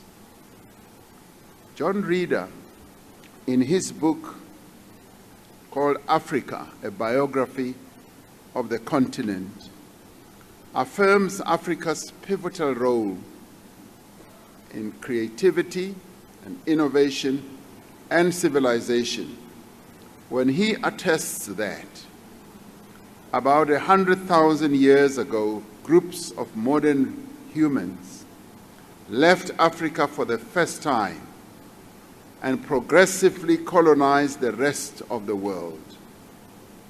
And he continues, he says, the innovative talent that these humans who left our continent, that innovative talent they had developed in Africa, carried them into every exploitable niche of the world. They took that innovative talent with them because it had been developed on the African soil. They moved across the Sinai Peninsula and were living in the Eastern Mediterranean region by 90,000 years ago. They had reached Asia, he says, and Australia by 40,000 years ago, and Europe by 30,000 years ago. They had crossed the Bering Straits by 15,000 years ago and had reached the southern tip of South America 12,000 years ago. The last remaining large habitable landmass, New Zealand, was colonized 700 years ago. By the early 1990s, people had been to the moon. And he says such achievements all had happened by virtue of the talent which had evolved in Africa. And says, given this account, one can say that if modern civilization and technological development that we see around us today are judged to be the epitome of human achievement, then it is unlikely that the material way of life which most of humanity currently aspires would have happened without the innovative talent that originated on the African continent. In order to drive the development of our continent, to free ourselves from economic injustice, the social marginalization, Africa's youth must know that innovative talent originated in Africa, and they share an affinity with the civilizations of Egypt, Timbuktu, Mapungubwe, and the great Zimbabwe. In our quest to root out the scourge of poverty, unemployment, and inequality, in our pursuit for an equitable economic renaissance, we must simultaneously plant the seeds of Africa's regeneration.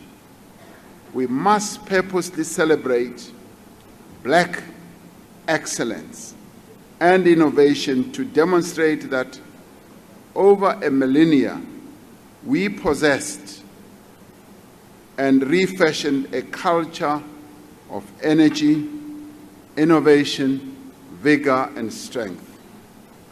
Just for your remembrance, today marks 3 years since the WHO, the World Health Organization, first characterized COVID-19 as a pandemic. In that time, we have seen extraordinary feats of scientific innovation and enormous social mobilization of resources. Unfortunately, we also saw a global response held back by profiteering and nationalism. Africa during this period distinguished itself as a creative continent. We were able to navigate our way around COVID, and were able to demonstrate our own excellence in the way that we were able to identify the various variants of the virus, which surprised the world. We were also able to advocate for the manufacturing of vaccines. More than any other continent, we were at the forefront of doing so. We did so because we wanted to demonstrate our own innovativeness, our own creativity, and to show the world that much as in the past, in the days of colonialism, we were seen as being or called backwards, that Africa indeed is the home of innovation, is the home of creativity, is the home of great energy. And today I call upon young people, you all as young people who are the future of our continent, to live up to that creativity, that innovation, so that you can demonstrate to all and sundry that your forebears are those who inspire you, even forebears from 100,000 years ago, because Africa, being the cradle of humanity, is also the cradle of innovation, creativity, and all that is good and best that lies ahead, that is now in your hands to take this great continent forward. I thank you.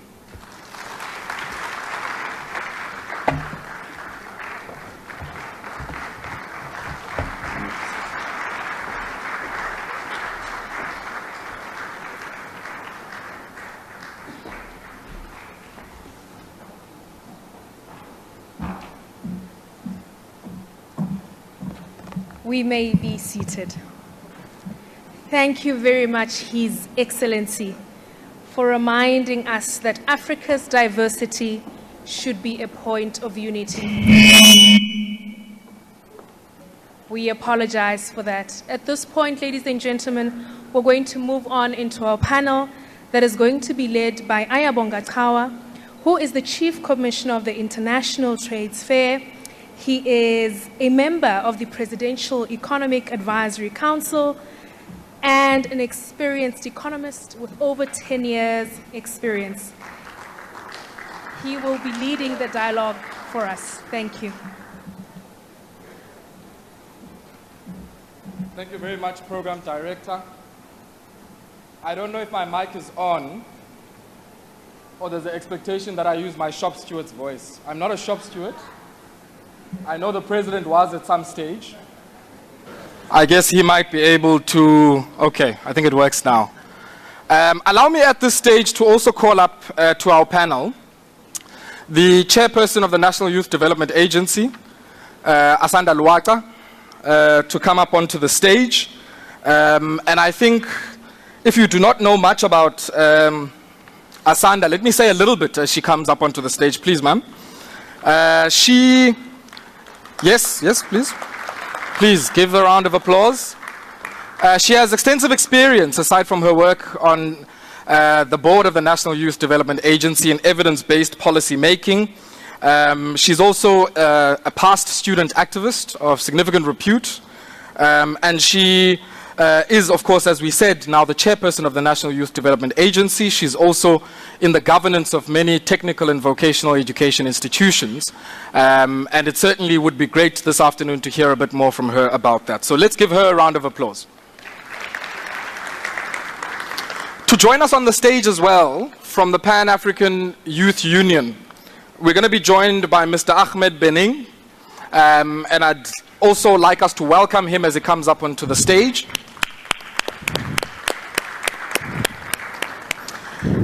He is a social entrepreneur, a youth leader, a Pan-Africanist, and also somebody who serves on the BRICS Youth Forum, and somebody who is very interested in organization of young people, not just on our continent, but the world over.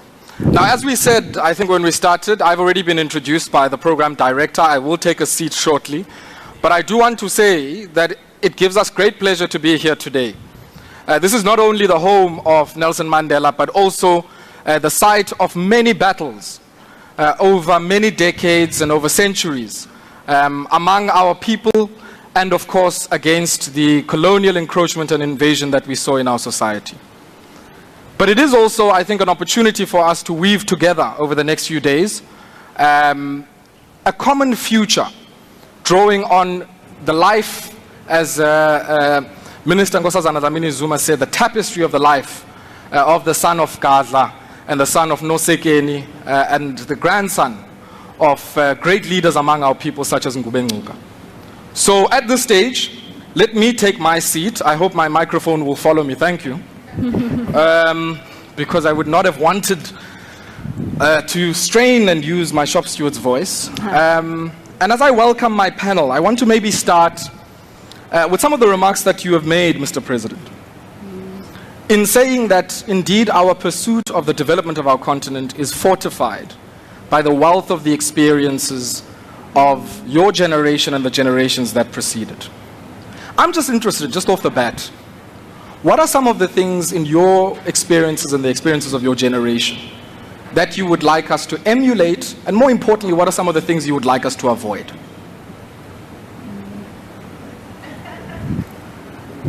Apologies. Yes. Oh, okay.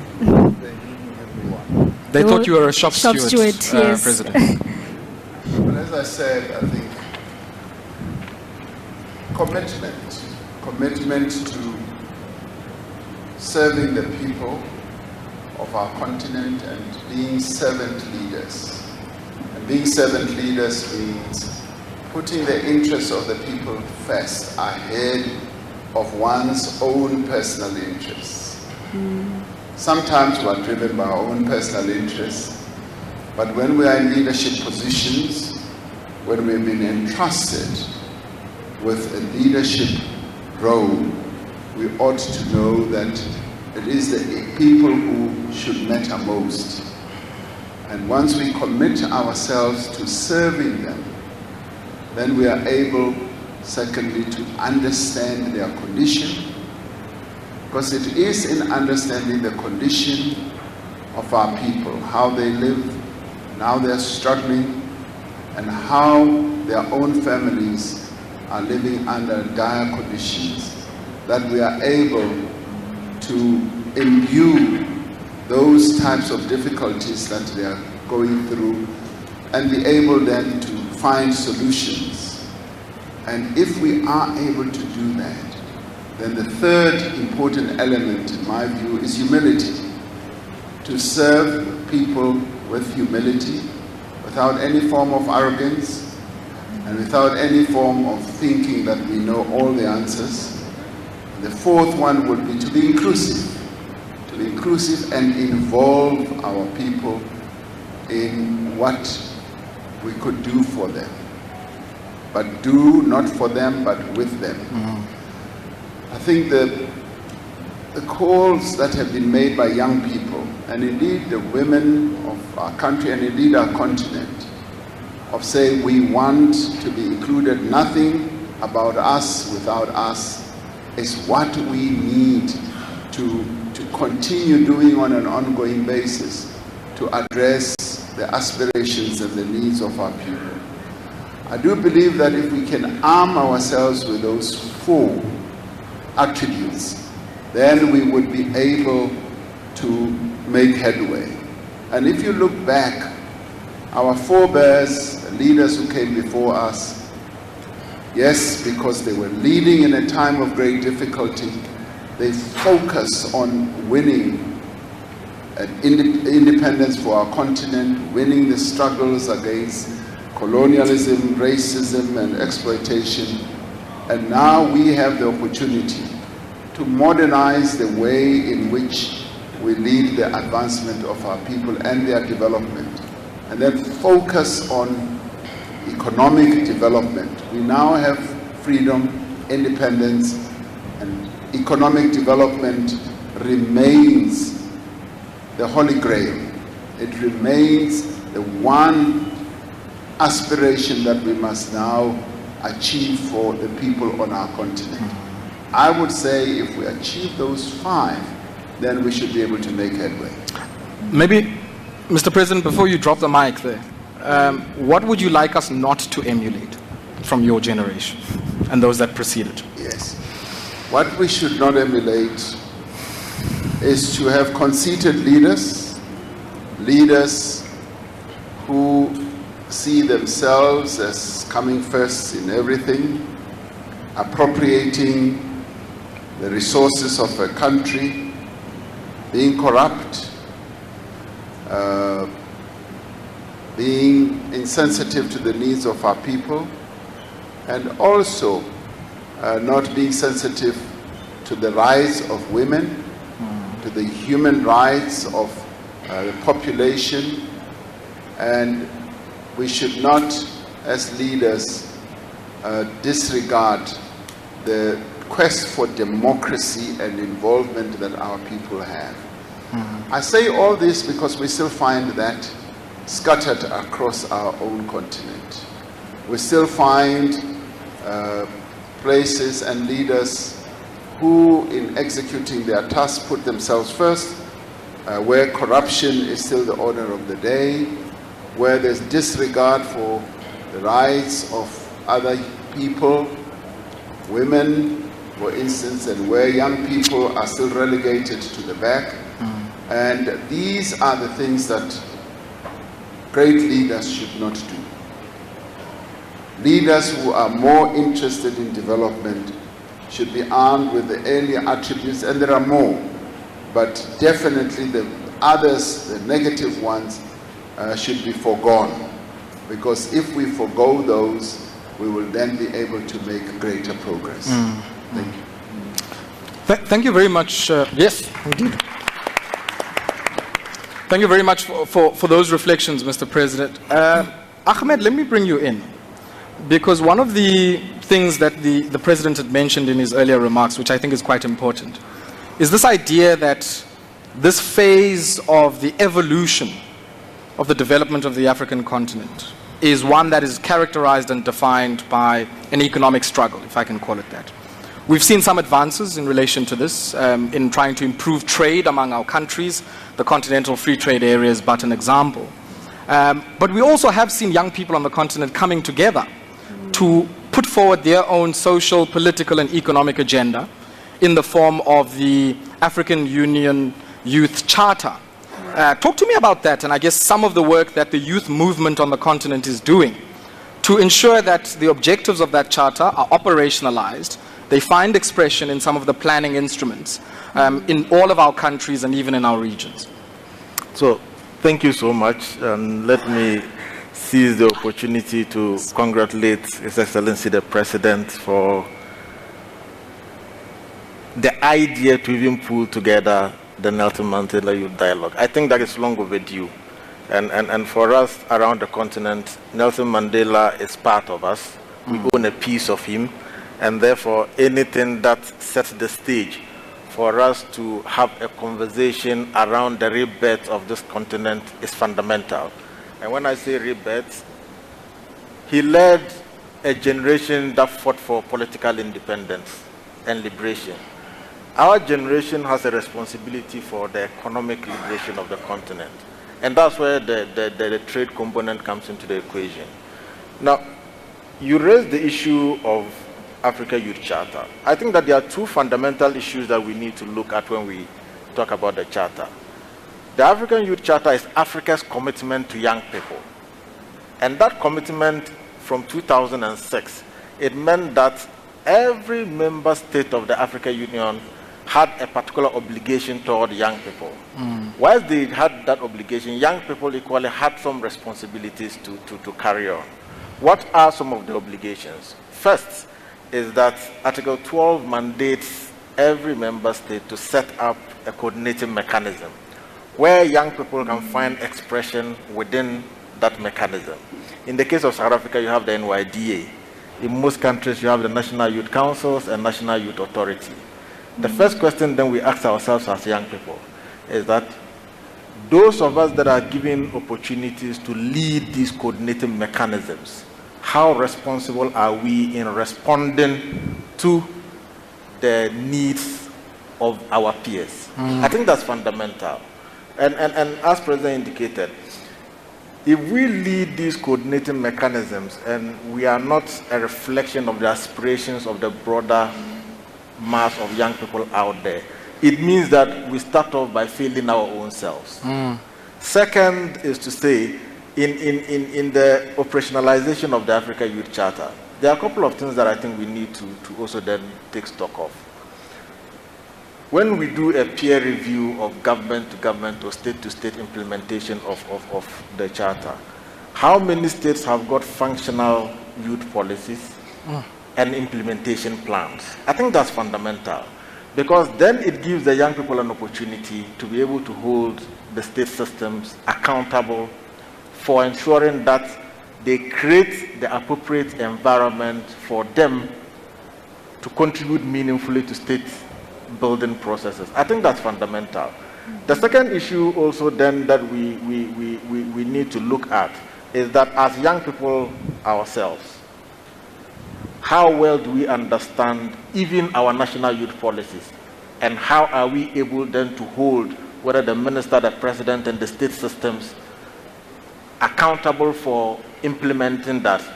The majority of us are more interested in sloganeering. We are more interested in the everyday political rants, either than focusing on the nitty-gritties of the documents that we have.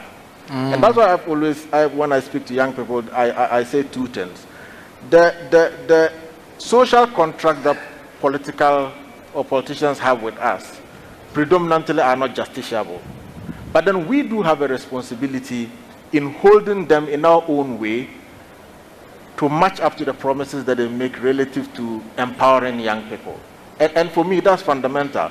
So once we sit on the sidelines, we fail ourselves, because then the president or the minister has to deal with so many things, young people included, but we then need to also then activate our civic responsibility in this whole equation. And I think that that is something that every young person, whether in South Africa or beyond, must begin to do. Because whilst we do not have policy implementation capabilities, we do have what it takes to ensure that those that are given positions of authority do what is needful. And that includes the advocacy that we would always embark on regularly. And that includes also even peer reviewing ourselves and our organizations and the ministries responsible for youth. How do they coordinate interministerial, interagency implementation of state policy to the benefit of young people? I think that's fundamental. I'll probably round out with the element of trade that you touch on. We do have the Africa Continental Free Trade Area.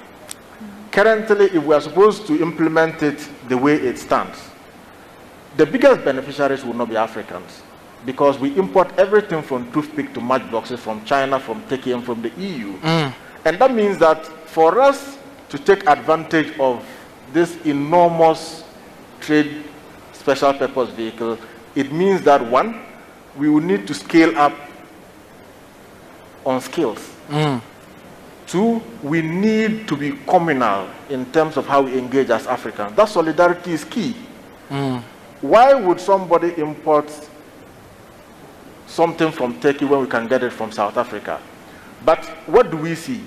Young people, including our governments, then trivialize the conversation around trade into political idiosyncrasies, either than focusing on real bread and butter issues. And I think that when we talk about trade really, we need to redirect our attention to how our governments would break down the issues of sovereignty, open up the borders, and create a customs union where a product in South Africa becomes an African product and not a South African product. Ahmed, I want us to pause on that score, because we'll come back to this question of sovereignty. It's not a new issue. I mean, 60 years ago, the Organization of African Unity, when they met, was seized with this matter. You know, that's why we often hear of Monrovia and a Casablanca grouping among African nations who were grappling with this issue. To what degree do we cede sovereignty? To what degree do I cede my flag, my symbols, and of course, whatever policy power I might have over that? So we'll come back to that.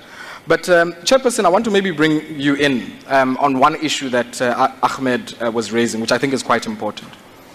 We still have a very colonial character to our economy and our polities. You know, we produce things we do not use nor process. We consume things we do not produce nor process.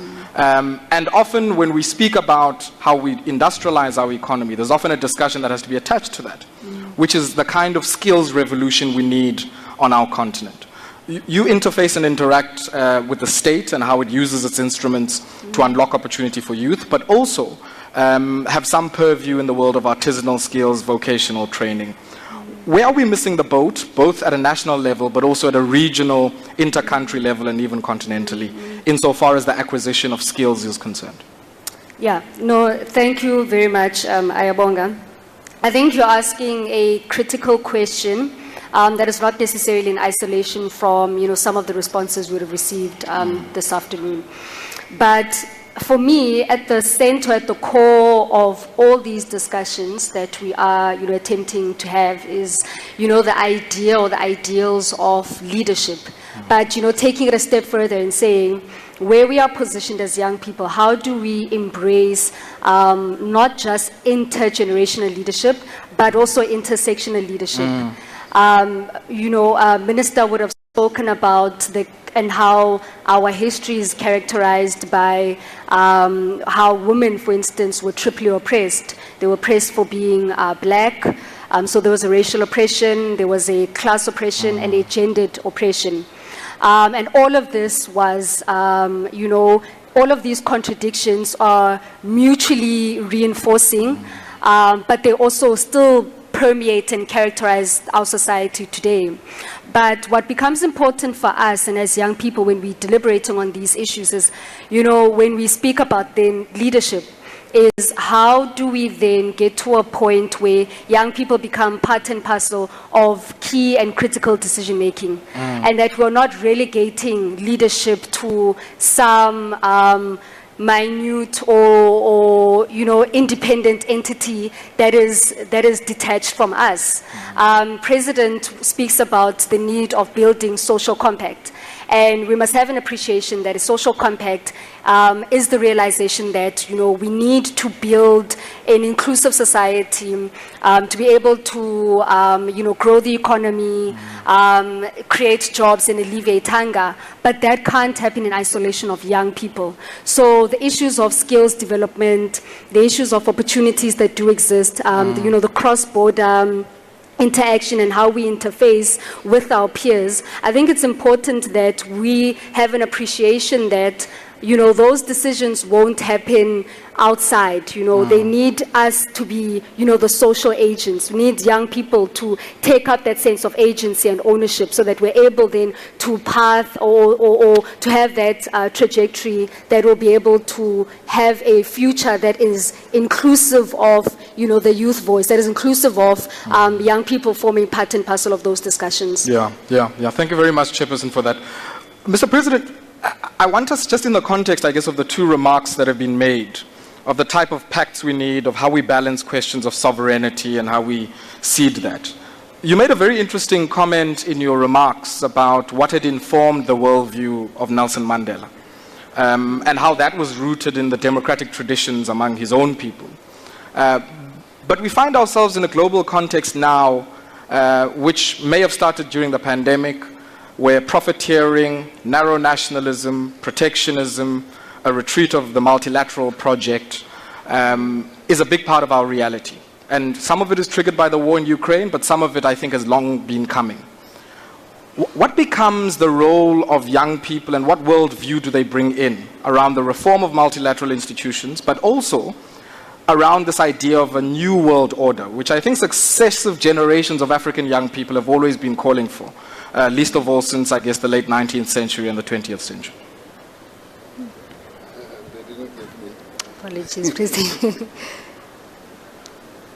I think what we have seen coming to the fore and rising is nationalism, and we saw it so clearly during the pandemic, because with your more developed economies, much as they voiced their concept of solidarity with the rest of the world, because things such as vaccines, they had in many ways colonized the whole pharma world, and when vaccines were needed by the entire globe or the population of the world, they resorted to naked and primitive nationalism, and their companies focused more on profiteering, and they started looking more and more after themselves, to the exclusion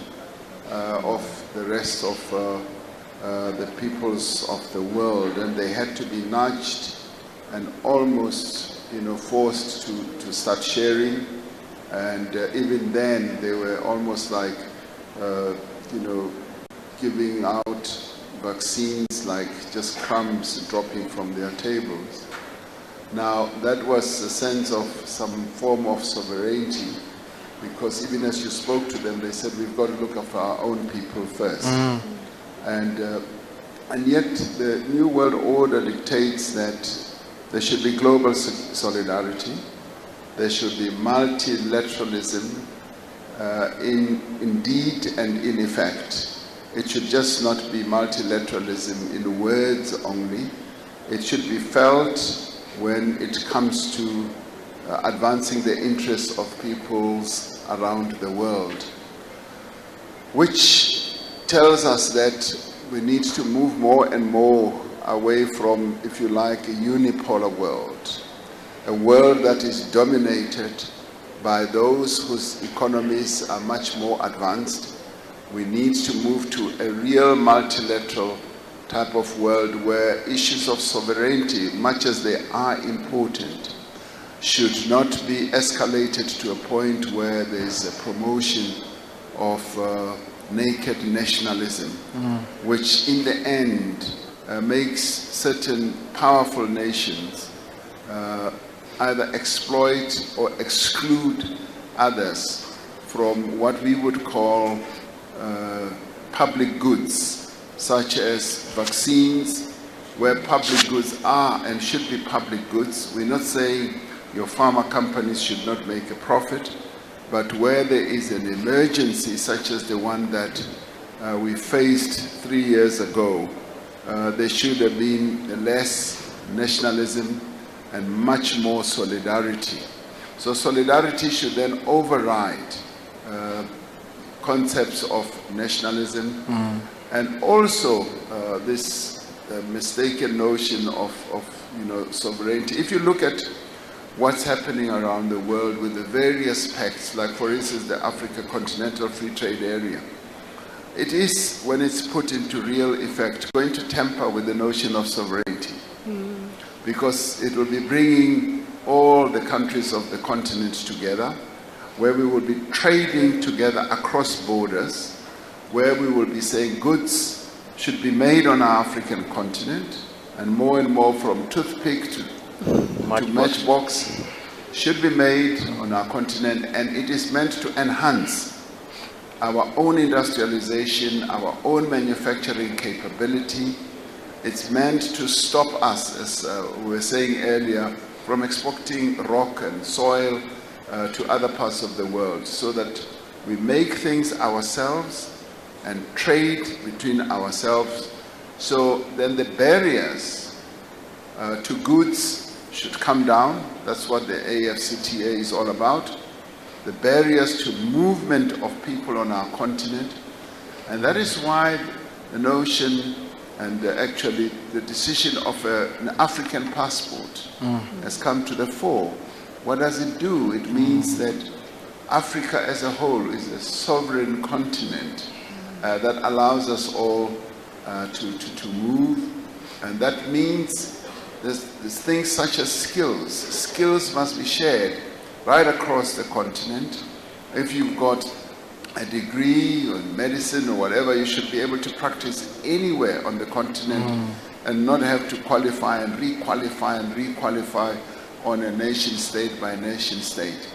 So those types of forums and coming together of nations do tamper with the notion of sovereignty, and that is the modern way. And then it then begins to inform us that the global world order should now be changing to be more multilateral, where nations don't dominate others, either from a political point of view, a trade point of view, or an arms point of view, or a social point of view, or cultural point of view. We should all ascribe to the new world order, where there is harmony in the world and where we are able as nations to treat each other with equality, and where we also begin to dilute and in fact get more representation to, for instance, the United Nations, where one continent in the world is not represented, that's Africa, and say maybe Latin America. So we need that new world order where all of us feel that we are included, and all of us feel that we participate, and the sovereignty then of, so for instance, our continent is well respected as we participate like other parts of the world in the United Nations Security Council. Because it's still mind-boggling that a continent with 1.4 billion people is still completely excluded from participating in an important forum like the United Nations Security Council.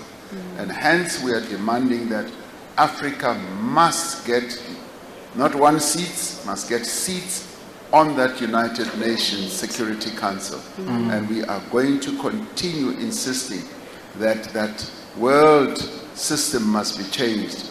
And this should also go to changing the financial sector, world system, because it is dominated by the northern hemisphere economies, or stronger and more developed economies.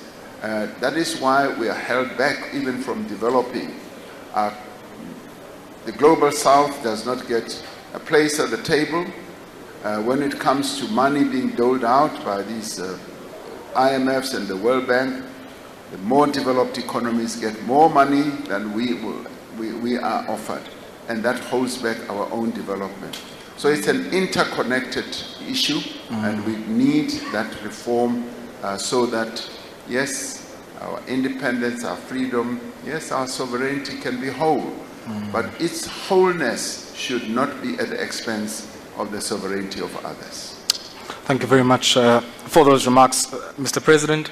Ahmed, Mr. President makes a very interesting observation of the tasks that confront the youth movement on the continent in the global multilateral fora, but also some of the tasks that confront us in building and strengthening and fortifying our unity as all of these 54 nations on the African continent.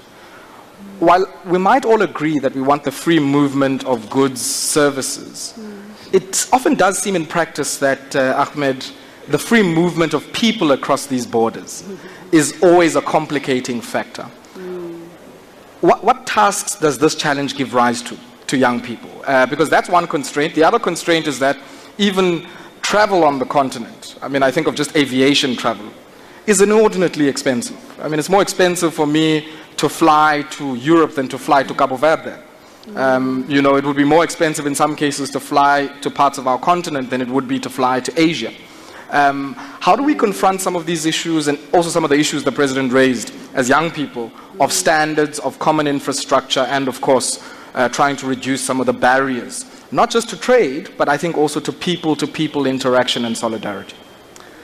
So I would want to pick off from where the President ended, and to just say that it's only in Africa that our governments still believe that the multilateral system is working in the interest of Africans. Because really it doesn't. When it comes to plundering our resources, the whole world is very united. But when it comes to empowering ourselves, then the whole world is divided. Talk about the element of protectionism. They prevent us from being protectionists because we have natural resources and they know the implications of that. But when it comes to getting access to their market, they are very protective. Yet our leadership sees nothing wrong with that. I think that's where the conversation must start from. Second issue, we talk about globalization every time. And there's a clear example in front of us. When the entire EU started shouting, raving and ranting about African migrants in droves getting to Europe, we had less than 1 million Africans literally moving there, less than. Today, we have in excess of 5 million Ukrainians scattered across Europe, and nobody sees anything wrong with that. Yet, we think that globalization and multilateralism is in the interest of Africans. We've forgotten that commonality among Africans, African solidarity is fundamental in strengthening us. The President makes an interesting point about the global financial system. You have a country like Congo that has in excess of $30 trillion worth of natural resources buried under it. Yet, it's not seen as value, as collateral for them to access any meaningful funding internationally. Yet, a country like Belgium that literally has nothing under its soil has a better chance of accessing finances. Yet, our heads of state see nothing wrong with that. They think that the global system or the multilateral system is in the interest of all of us. It certainly doesn't. That brings me back to the question that you asked about movement. It's interesting that a European citizen can just walk across the continent without visas, come to South Africa, go to Ghana. Yet when I want to come in South Africa, I need to apply and wait for 2-3 weeks to get a visa to come here. And whilst I mentioned that issue, so President mentions of a single passport. Can we start by breaking down the visa regimes? Because those are deliberate impediments to movement. And those are systematic processes to deny us from integrating well. And as long as Africans do not see this, then we are not seeing the problem. And the problem is right before us. The president can declare now that South Africa is open. And if he does so, what it means is that the in excess of 800 South African companies registered in Ghana will no longer have to hustle in the Ghanaian embassy to go there. It means that we'll be opening up the continent. What we have a very Eurocentric analysis of migration and the challenges that it poses to Africa. So they raise issues of security. They raise issues of your systems being compromised. Yet, when they have access from Europe to our countries, conducting espionage, they don't think that is a problem. I want to zero down just on South Africa and the conversation that we've always had about movement. And the bigger challenge that South Africans are confronted with. And I know when President started moving across West Africa, one of the big issues that he was confronted with was the happiness, how Africans felt about South Africa. Now, South Africa is arguably the most industrialized on the continent. That meant that South Africa is supposed to be in competition, actually not in competition with the Turkeys and the Chinas. Why? Because a properly streamed logistics mechanism is easier to export from South Africa to any part of Africa than to import from China. Sure. But what do we see? When I import something from China, it's actually easier to get it in Ghana, in Nigeria, or in Senegal than importing something from South Africa. Now, these are issues that we need to address. The second issues that has to do with the bureaucratic and administrative encumbrances that young startups are confronted with, which for me, we need a concerted effort by our ministries of trade, led by our heads of states, and the ministries of small enterprises to have a conversation around this. If you have a startup in South Africa, it's most likely the product that you develop here is most needed in Congo, which has a population of close to 80 million, or in South Africa, or in Nigeria, which has a population of 280 million.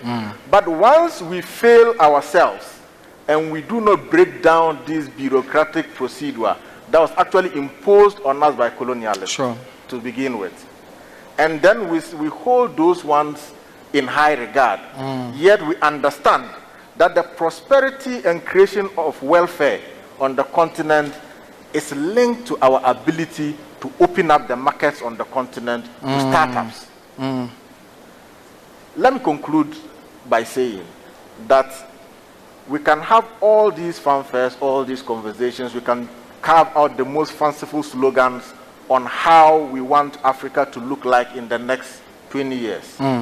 We are not getting there if there's no deliberate decision by His Excellency the President and his peers to say, look, we are no longer scared of losing power and control.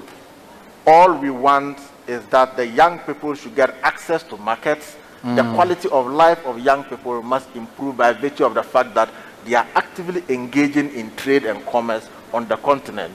And finally, to say that once we cannot translate our natural resources into finished products, we are going nowhere. And we can sing the songs as much as we want. We can only develop this continent if access is created, and young startups know that if we invest X amount, we have market and we are able to expand on that. That is the only meaningful discussion that young people want to hear. Thank you very much for that, Ahmed, because I like the point you're making that our markets, seen as singular units nationally, are quite small. They're not big enough for the type of scale that's required for the type of manufacturing that the President and Minister Dlamini Zuma have been speaking about. But similarly, I think we are at a higher education institution here. And it might be helpful, Chairperson, for us to maybe reflect just for a second on to what degree are there bi-directional flows between institutions in the post-school education and training sector on our continent. I certainly know of many people who would have come from many parts of the continent to come and study in South Africa. But I know of fewer people who have come from South Africa and gone to Makerere University in Uganda, who have gone to the University of Dar es Salaam in Tanzania, who have gone to Strathmore University in Kenya. And it does seem that it's one-directional. To what degree does that present a significant limitation? And how can fellowships of the kind that the President has announced today start to really turn the tide on that so that we, and even Vice-Chancellor Professor Songa and her colleagues would start to have meaningful partnership between sister and brother institutions in other parts of our continent? Yeah.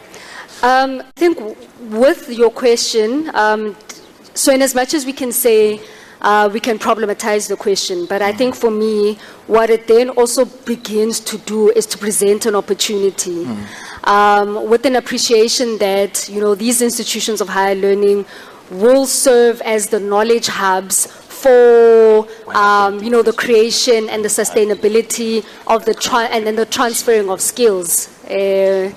Program director. Sorry. I'm it's the intimidated. CEO here. Can I be protected, please, from the CEO? No, can I be protected from yourselves? No, but I think linked to that, is the conversations around how do we create and sustain the transferring of skills, the cross-border skills. But we can't have that in isolation of, just having a look at the nature of work. And, this is probably a panel discussion that will be touched on during the course of the weekend. And within that, we must have an appreciation that, there are predictions that say that by the year 2025, about 75% of the workforce will comprise of millennials, Amatuke, and it further predicts that 1 out of 16 workers will have to adjust their occupation by the year 2030. So that's about 100 million workers that by 2030 will be displaced if they are unable to adapt to the changing nature of work.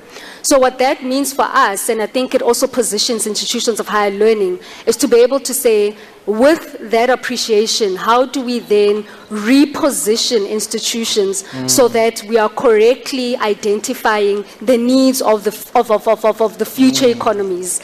And that can't happen in isolation without us having that cross-border exchange where we are able to ensure that we're bringing young leaders, young minds across the African countries and the diaspora to our universities, so that they are able to deposit, that knowledge, and that we don't have that knowledge brain drain that we've seen in recent years, but we're able to sustain, the knowledge production for the generations or for the economies of tomorrow. Sure. Maybe just another thing, Chairperson, while you are on this point of a brain drain, significant parts of our continent have had extensive flow of people out of those countries to acquire skills, to even set up their lives outside of those countries.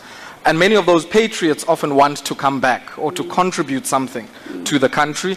And there are also examples of people who, in places like Haiti, Cuba, the United States of America, and throughout the Caribbean, who have this affinity to the continent of Africa. Is there a role for the youth movement on the continent to at least create the spaces and, I guess, the avenues for those people to make a meaningful financial, time, and skill contribution? Definitely. The financial contribution is definitely appreciated. But I think what's also important is, when we're having these discussions, that we are in a position to reflect on ourselves, right? I mean, how many of us sitting here can confidently say we are the beneficiaries of state intervention insofar as being NSFAS students, or having received education through your various bursaries or various interventions by the state.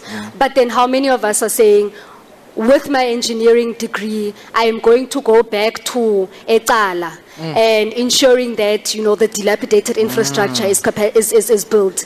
As a PhD doctor who studied abroad in Cuba through the Mandela Castro exchange, I am able to go back into your far-flung rural area in Limpopo and saying that I am not going to go to the areas that have an influx, but I'm going to plow back to the communities that need it the most. And I think once we have that and have that conscientization of young people within not just South Africa, but, you know, the African continent, then we'll begin to see that, you know, these interventions don't necessarily lie with your international institutions that do have the muscle, the financial muscle, but, you know, it lies with ourselves, and that we have an appreciation and responsibility to then serve the very communities that we were brought up into. Sure. Mr. President, you know, the important point that the chairperson is making is something that rears its ugly head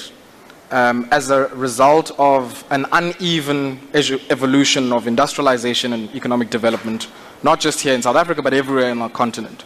Rural areas, like the one that we find ourselves in, are challenged in attracting the type of skills, the type of capacity that Asanda is referring to.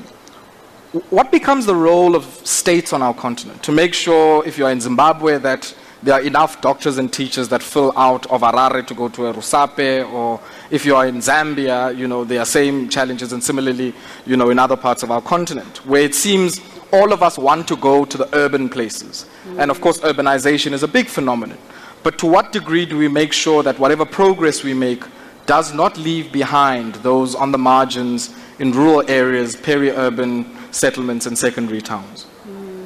I think we must admit that there has been a marked neglect of development in the rural area, and that form of development would largely be driven by the state, because much as the private sector continues to play such a dominant role, for instance, in our own economy, up to 70%, they are much more driven by the profit motive of following the numbers of people who are in urban areas. And you just look at it with regard to mobile telephony, for instance, they would sooner have 5G in your urban areas rather than have it Yes, President. Oh, that's why we talk about they would rather have 5G in the urban area in Johannesburg, Soweto, Sandton, rather than have it in a rural area even in, well, Sishuku is more in Polokwane, but in Mamtintana, which is near the University of the North where I went, because they look at economies of scale, and that is where the government or the state needs to play a role, to roll out infrastructure and development in those areas. We see it very clearly through our district development model. When Minister Dlamini Zuma was Minister of COCTA, she focused quite a lot of time on looking at the differences between districts and how those districts were configured in relation to urban areas and rural areas. And our focus now is that we want to drive more and more development in the rural areas so that we are able, and the Premier of the Eastern Cape continues to decry the fact that the population of the Eastern, many people are moving to the urban areas and having a negative impact, for instance, on their fiscal position in terms of the equitable share that they should be getting, because once the Treasury sees that there are less people in the Eastern Cape, they give them less money.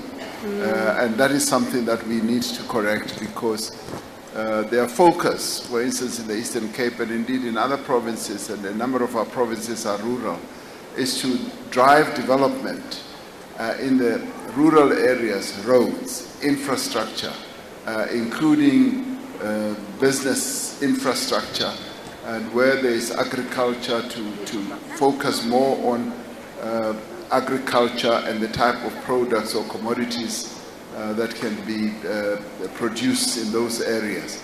So it is a state-driven process, but that's where the state needs to sort of draw the private sector in and demonstrate that, yes, you can make money even in the rural areas, and we are going to lead the charge. So our rural development is being upgraded because that's where our people live. Now, I just wanted to come to you. I picked up that you must have a big grievance that being from Ghana, you are still required to have a visa to come to South Africa. We are resolving those problems, and we're resolving them. We're resolving them as we reach compacts with a number of countries. Recently, I went to Kenya, and we were able to reach a very good agreement, which also had to do with security issues, but also largely economic issues. So on an ongoing basis, we are having those types of dialogues with a number of countries. Yes, because we are the most industrialized country on the continent, we've become an oasis. Everybody wants to come here, and yes, we've got to open our gates, our doors, and our windows so that people can come to properly trade with South Africa. So the evolution and the development of the Africa Continental Free Trade Area is going to drag everybody in that direction, including ourselves, so that we are able to open up the country and make sure that people can, yes, travel. On the issue of, we must be willing to lose power to open up markets. No leader wants to lose power.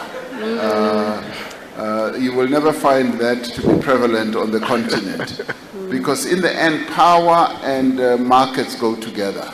So we need to use the power to open up the markets, and you've got a very strong point there and say open up the markets. But one of the reasons why I focus on innovation in my input, I do want young people on our continent to be infused with the notion of innovation, creativity. We must move away from copycatting each other, where if you've opened a store to sell peanuts, I'll open another store next to you to sell peanuts. Where you've opened a hair salon, I will go and open 20 others near you. We need to be innovative and be creative, and that is why I was stressing that we are the reservoir of innovation as a continent, and we need to think outside our normal boxes and demonstrate our creativity. But the skills issue as well is so important. Sometimes young people are attracted by instantaneous success or riches that they see other people sort of acceding to. We need to focus on acquiring skills, but skills that can be used effectively in the economy. And in that regard, that's where your innovation comes in. And our universities, of course, need to play a critical role in their own offerings so that they offer the type of skills or develop their curricula in a way where they will be able to nudge the whole country into areas where the skills can best be used in sectors of the economy. Like we've got the hydrogen economy coming through now. We've got fuel cells sector of the economy. I would like to see the Walter Sisulu University offering a course in hydrogen economy or fuel cells and could possibly be the first in South Africa to do so if others are not really doing it to good effect yet. In that way, they even, because it's in a rural area, they will even awaken the interest of the young people who come to this university from the rural area, that this is a skill that is beckoning, the future is coming, and the universities must be leading us in that direction. So I'm also challenging my wonderful Vice Chancellor here that the university should start moving in that direction as well. Thank you. Thank you very much for that, Mr. President. And maybe, Ahmed, let me pick up on something. I also do recognize, Mr. President, that we are, the four of us sitting here, what is standing between everybody here and lunch. Yes. So I don't want to belabor the issue. But let me bring Ahmed in, and then we'll get some concluding reflections. Ahmed, you know, one of the things Mr. President is speaking about, which I find quite interesting, is this idea of innovation and creativity. I saw a very interesting video or image this week. I think many people in the room would know there's a big contestation in West Africa as to the origin of jollof rice. So who indeed has the, claim or the intellectual property claim to jollof. So it seems one hotel decided to no longer get itself involved in that dispute, and they called it ECOWAS rice. Now I make that point to raise something else, which is around to what degree do our indigenous knowledge systems provide a platform for young people to, innovate and really create and go beyond the new frontier of some of these innovations. We saw during the pandemic things like mhlonyane or lengana becoming a big part of the response. And that raises issues around to what degree can we industrialize based on our indigenous knowledge systems. Just some of your thoughts, and I guess what tasks that gives up for young people. So I would want us to look at the entire educational system in a nutshell. If you ask everybody in this room, probably 70% of us in this room did humanities, political science, history, and all that. But what is the bearing of a political scientist on a young person who is unemployed in Soshongube or Harankuwa or in Soweto? The educational system needs to be reconfigured in a way that impacts in the learner basic skills of survival. What does that mean? When you go into our townships or in every community, there are issues that are fundamental: plumbing, masonry, electronics, using of very basic equipment. So artisanal skills. Skills. So MBTI is key in this entire equation. If we take Germany, for instance, they developed the technical university concept. Why? Because the entire German economy was built on artisanal skills, engineering, so on and so forth. But you go around the continent, and in every university, 80-85% of the population are in social sciences. Yet, we are rolling out the 80% from each university, flooding the market, all looking for blue-collar jobs, when really the entire trade of this continent is dependent on imported products from elsewhere. Our African young people themselves do not have the skills to produce, and even the basic production. You go the second level of production that is matching up to standards. So you find that somebody produces this chair in South Africa. The finishing is South Africa. Another person in Turkey or China produces the same chair, and the finishing is more attractive. So just that simple ability to do fine finishing has more value, increases the cost of that product. I think that this is where we really would need to focus emphasis on. To say, the biggest challenge in Southern Africa and African continent is youth unemployment. Why? Because the majority of graduates that come out of the university do social sciences. And so, if in the banking industry, how many of us can the banking industry employ? How many secretaries? The second issue then comes to deal with the change in mindset, where you go to your community, and the fellow that fabricates the most essential equipment within your community is at the lowest level of the strata, but you are a secretary in an office in Pretoria, and you are at the top of the strata. Why? Because that is how we have been socialized to embrace ourselves. And I think that we need to begin to work on that. If we do not really address the issue of who is most required in terms of what kind of education is critical for creating the quality of life and improving the socioeconomic circumstance of citizens, then it would have the universities, would turn out graduates every year, and they will not be beneficial to us relative to what are the basic necessities in society. Ahmed, I want us to do something else just as we wrap up to assist the president, because the president announced the fellowship. So the three of us will take the first stab at the terms of reference for the fellowship. So 3 things that you think ought to be priorities in that annual fellowship. What would those be, just as we wrap up? So, for me, I think first in that fellowship, I would want the fellowship to focus on Pan-Africanism and African solidarity. I think that's fundamental. Okay.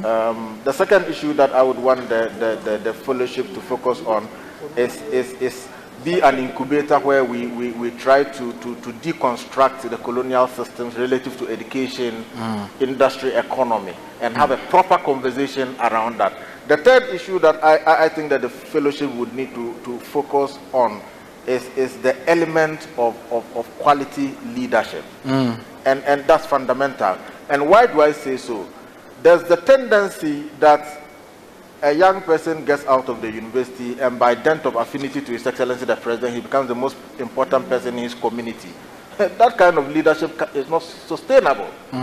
So, the most productive person in the society, maybe Prof is in the community here. Yet the assistant to the President is more important than Prof, that is actually more impactful.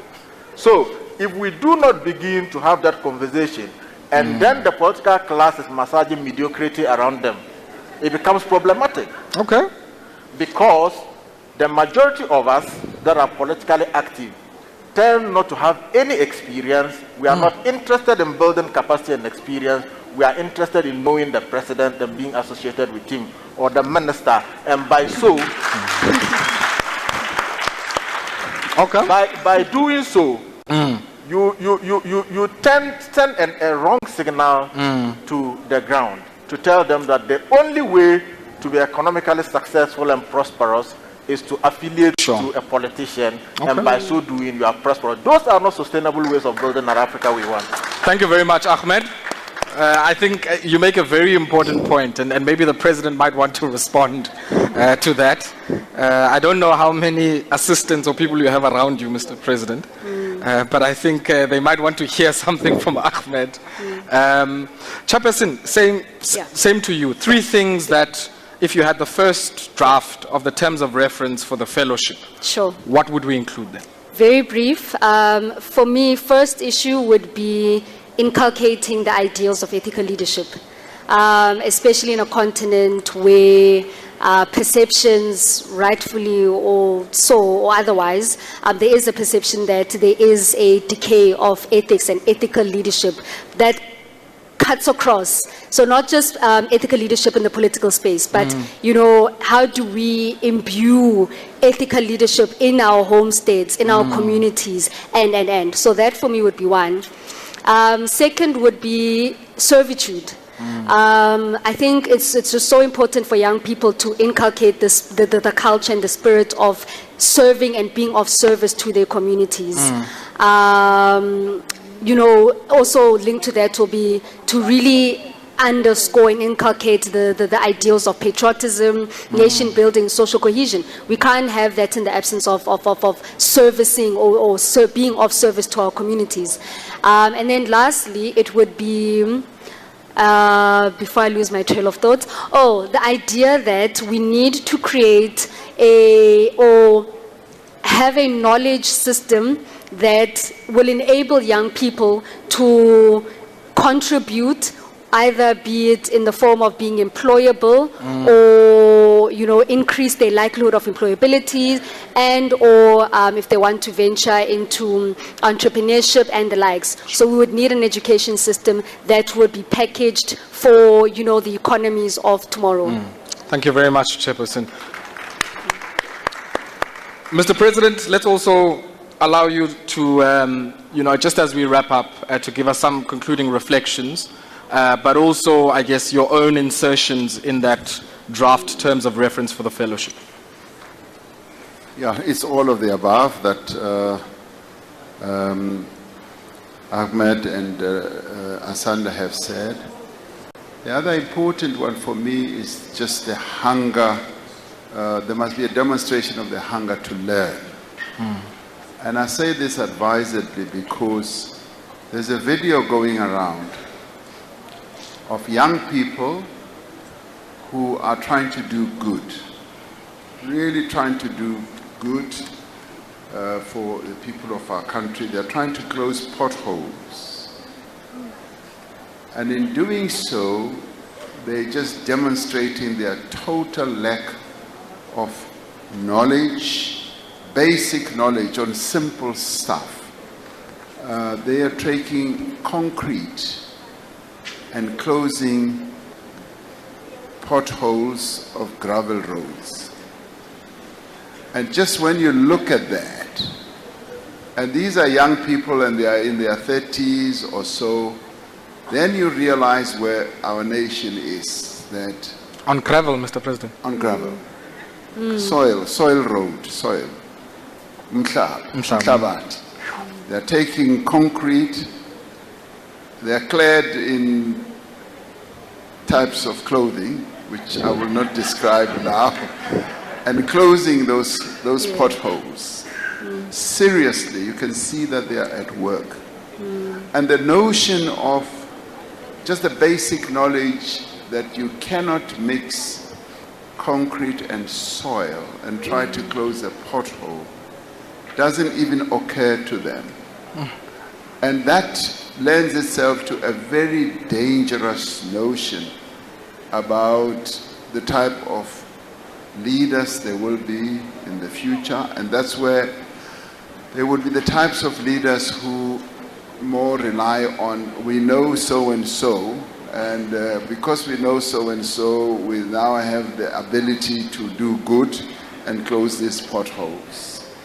And in the end, you are actually bringing rocks into the road, and you are making the situation even worse. And it's not even that, it's just about basic knowledge, and where you see that these people don't even have the hunger to learn. So for me, the fellowship should be about people who participate must have the hunger to learn, and to also use the Nelson Mandela approach, which I spoke about. That Nelson Mandela, having been born here and grew up here, was willing to learn from those who had come before him, to learn and never to think that he knows better. Because that is why he became the gigantic leader that he was, because he observed, he learned from those people. The third one for me, and I'm repeating myself, is to be innovative. And I want to describe it in a different way.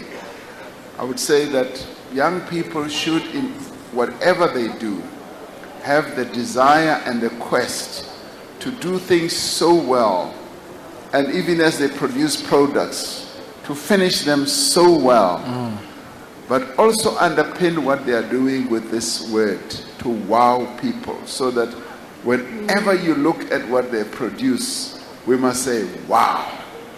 Because that to me is descriptive of somebody who has gone out of their way to do something at the best of their ability, and has gone out of their way to think out of the box and not to copycat, and to say, I am going to do something that is original, and I'm going to draw from my innovative capabilities and be able to produce something that will surprise people, wow people, and make people be attracted to the products that I will produce. And of course, as I said, all of the above, is to have that type of leadership, that type of leadership that is ethical, type of leadership where you become a servant leader. The more we have young people who want to be servant leaders and who don't want to look more at what they get out of it, the better. And the question should be, what is it that you can do for your country? Don't ask what your country can do for you. Quite often, it is the opposite. And there's a sense of entitlement that we want to know what is it that our government can do for us. Instead of saying, what is it that I, as a young person, can do for the people of my country? That would be my view. Thank you very much, Mr. President. Thank you very much, Burning Ahmed. Thank you, Asanda Luwaga, for being such a great panel. Please give my panel a round of applause. And folks, this is where we'll wrap it up. Thank you so much to all of you for being such a great audience. Tatenda, Inkomu, Asante Sana, Siabulela, and let me hand over to Karabo to tell us a bit more about what's going to happen for the logistics for lunch. Thank you so much, Aya. We've been given permission to allow the President to remain seated together with our panelists.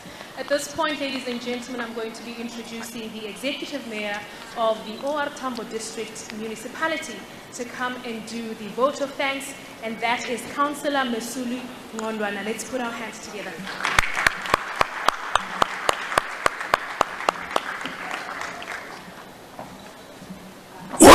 Africa!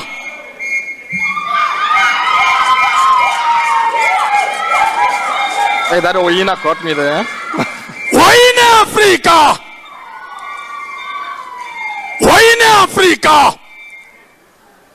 From West Africa to North Africa! From North Africa to Central Africa! From Central Africa to Caribbean Africa! From Caribbean Africa to South Africa, as far as I'm concerned.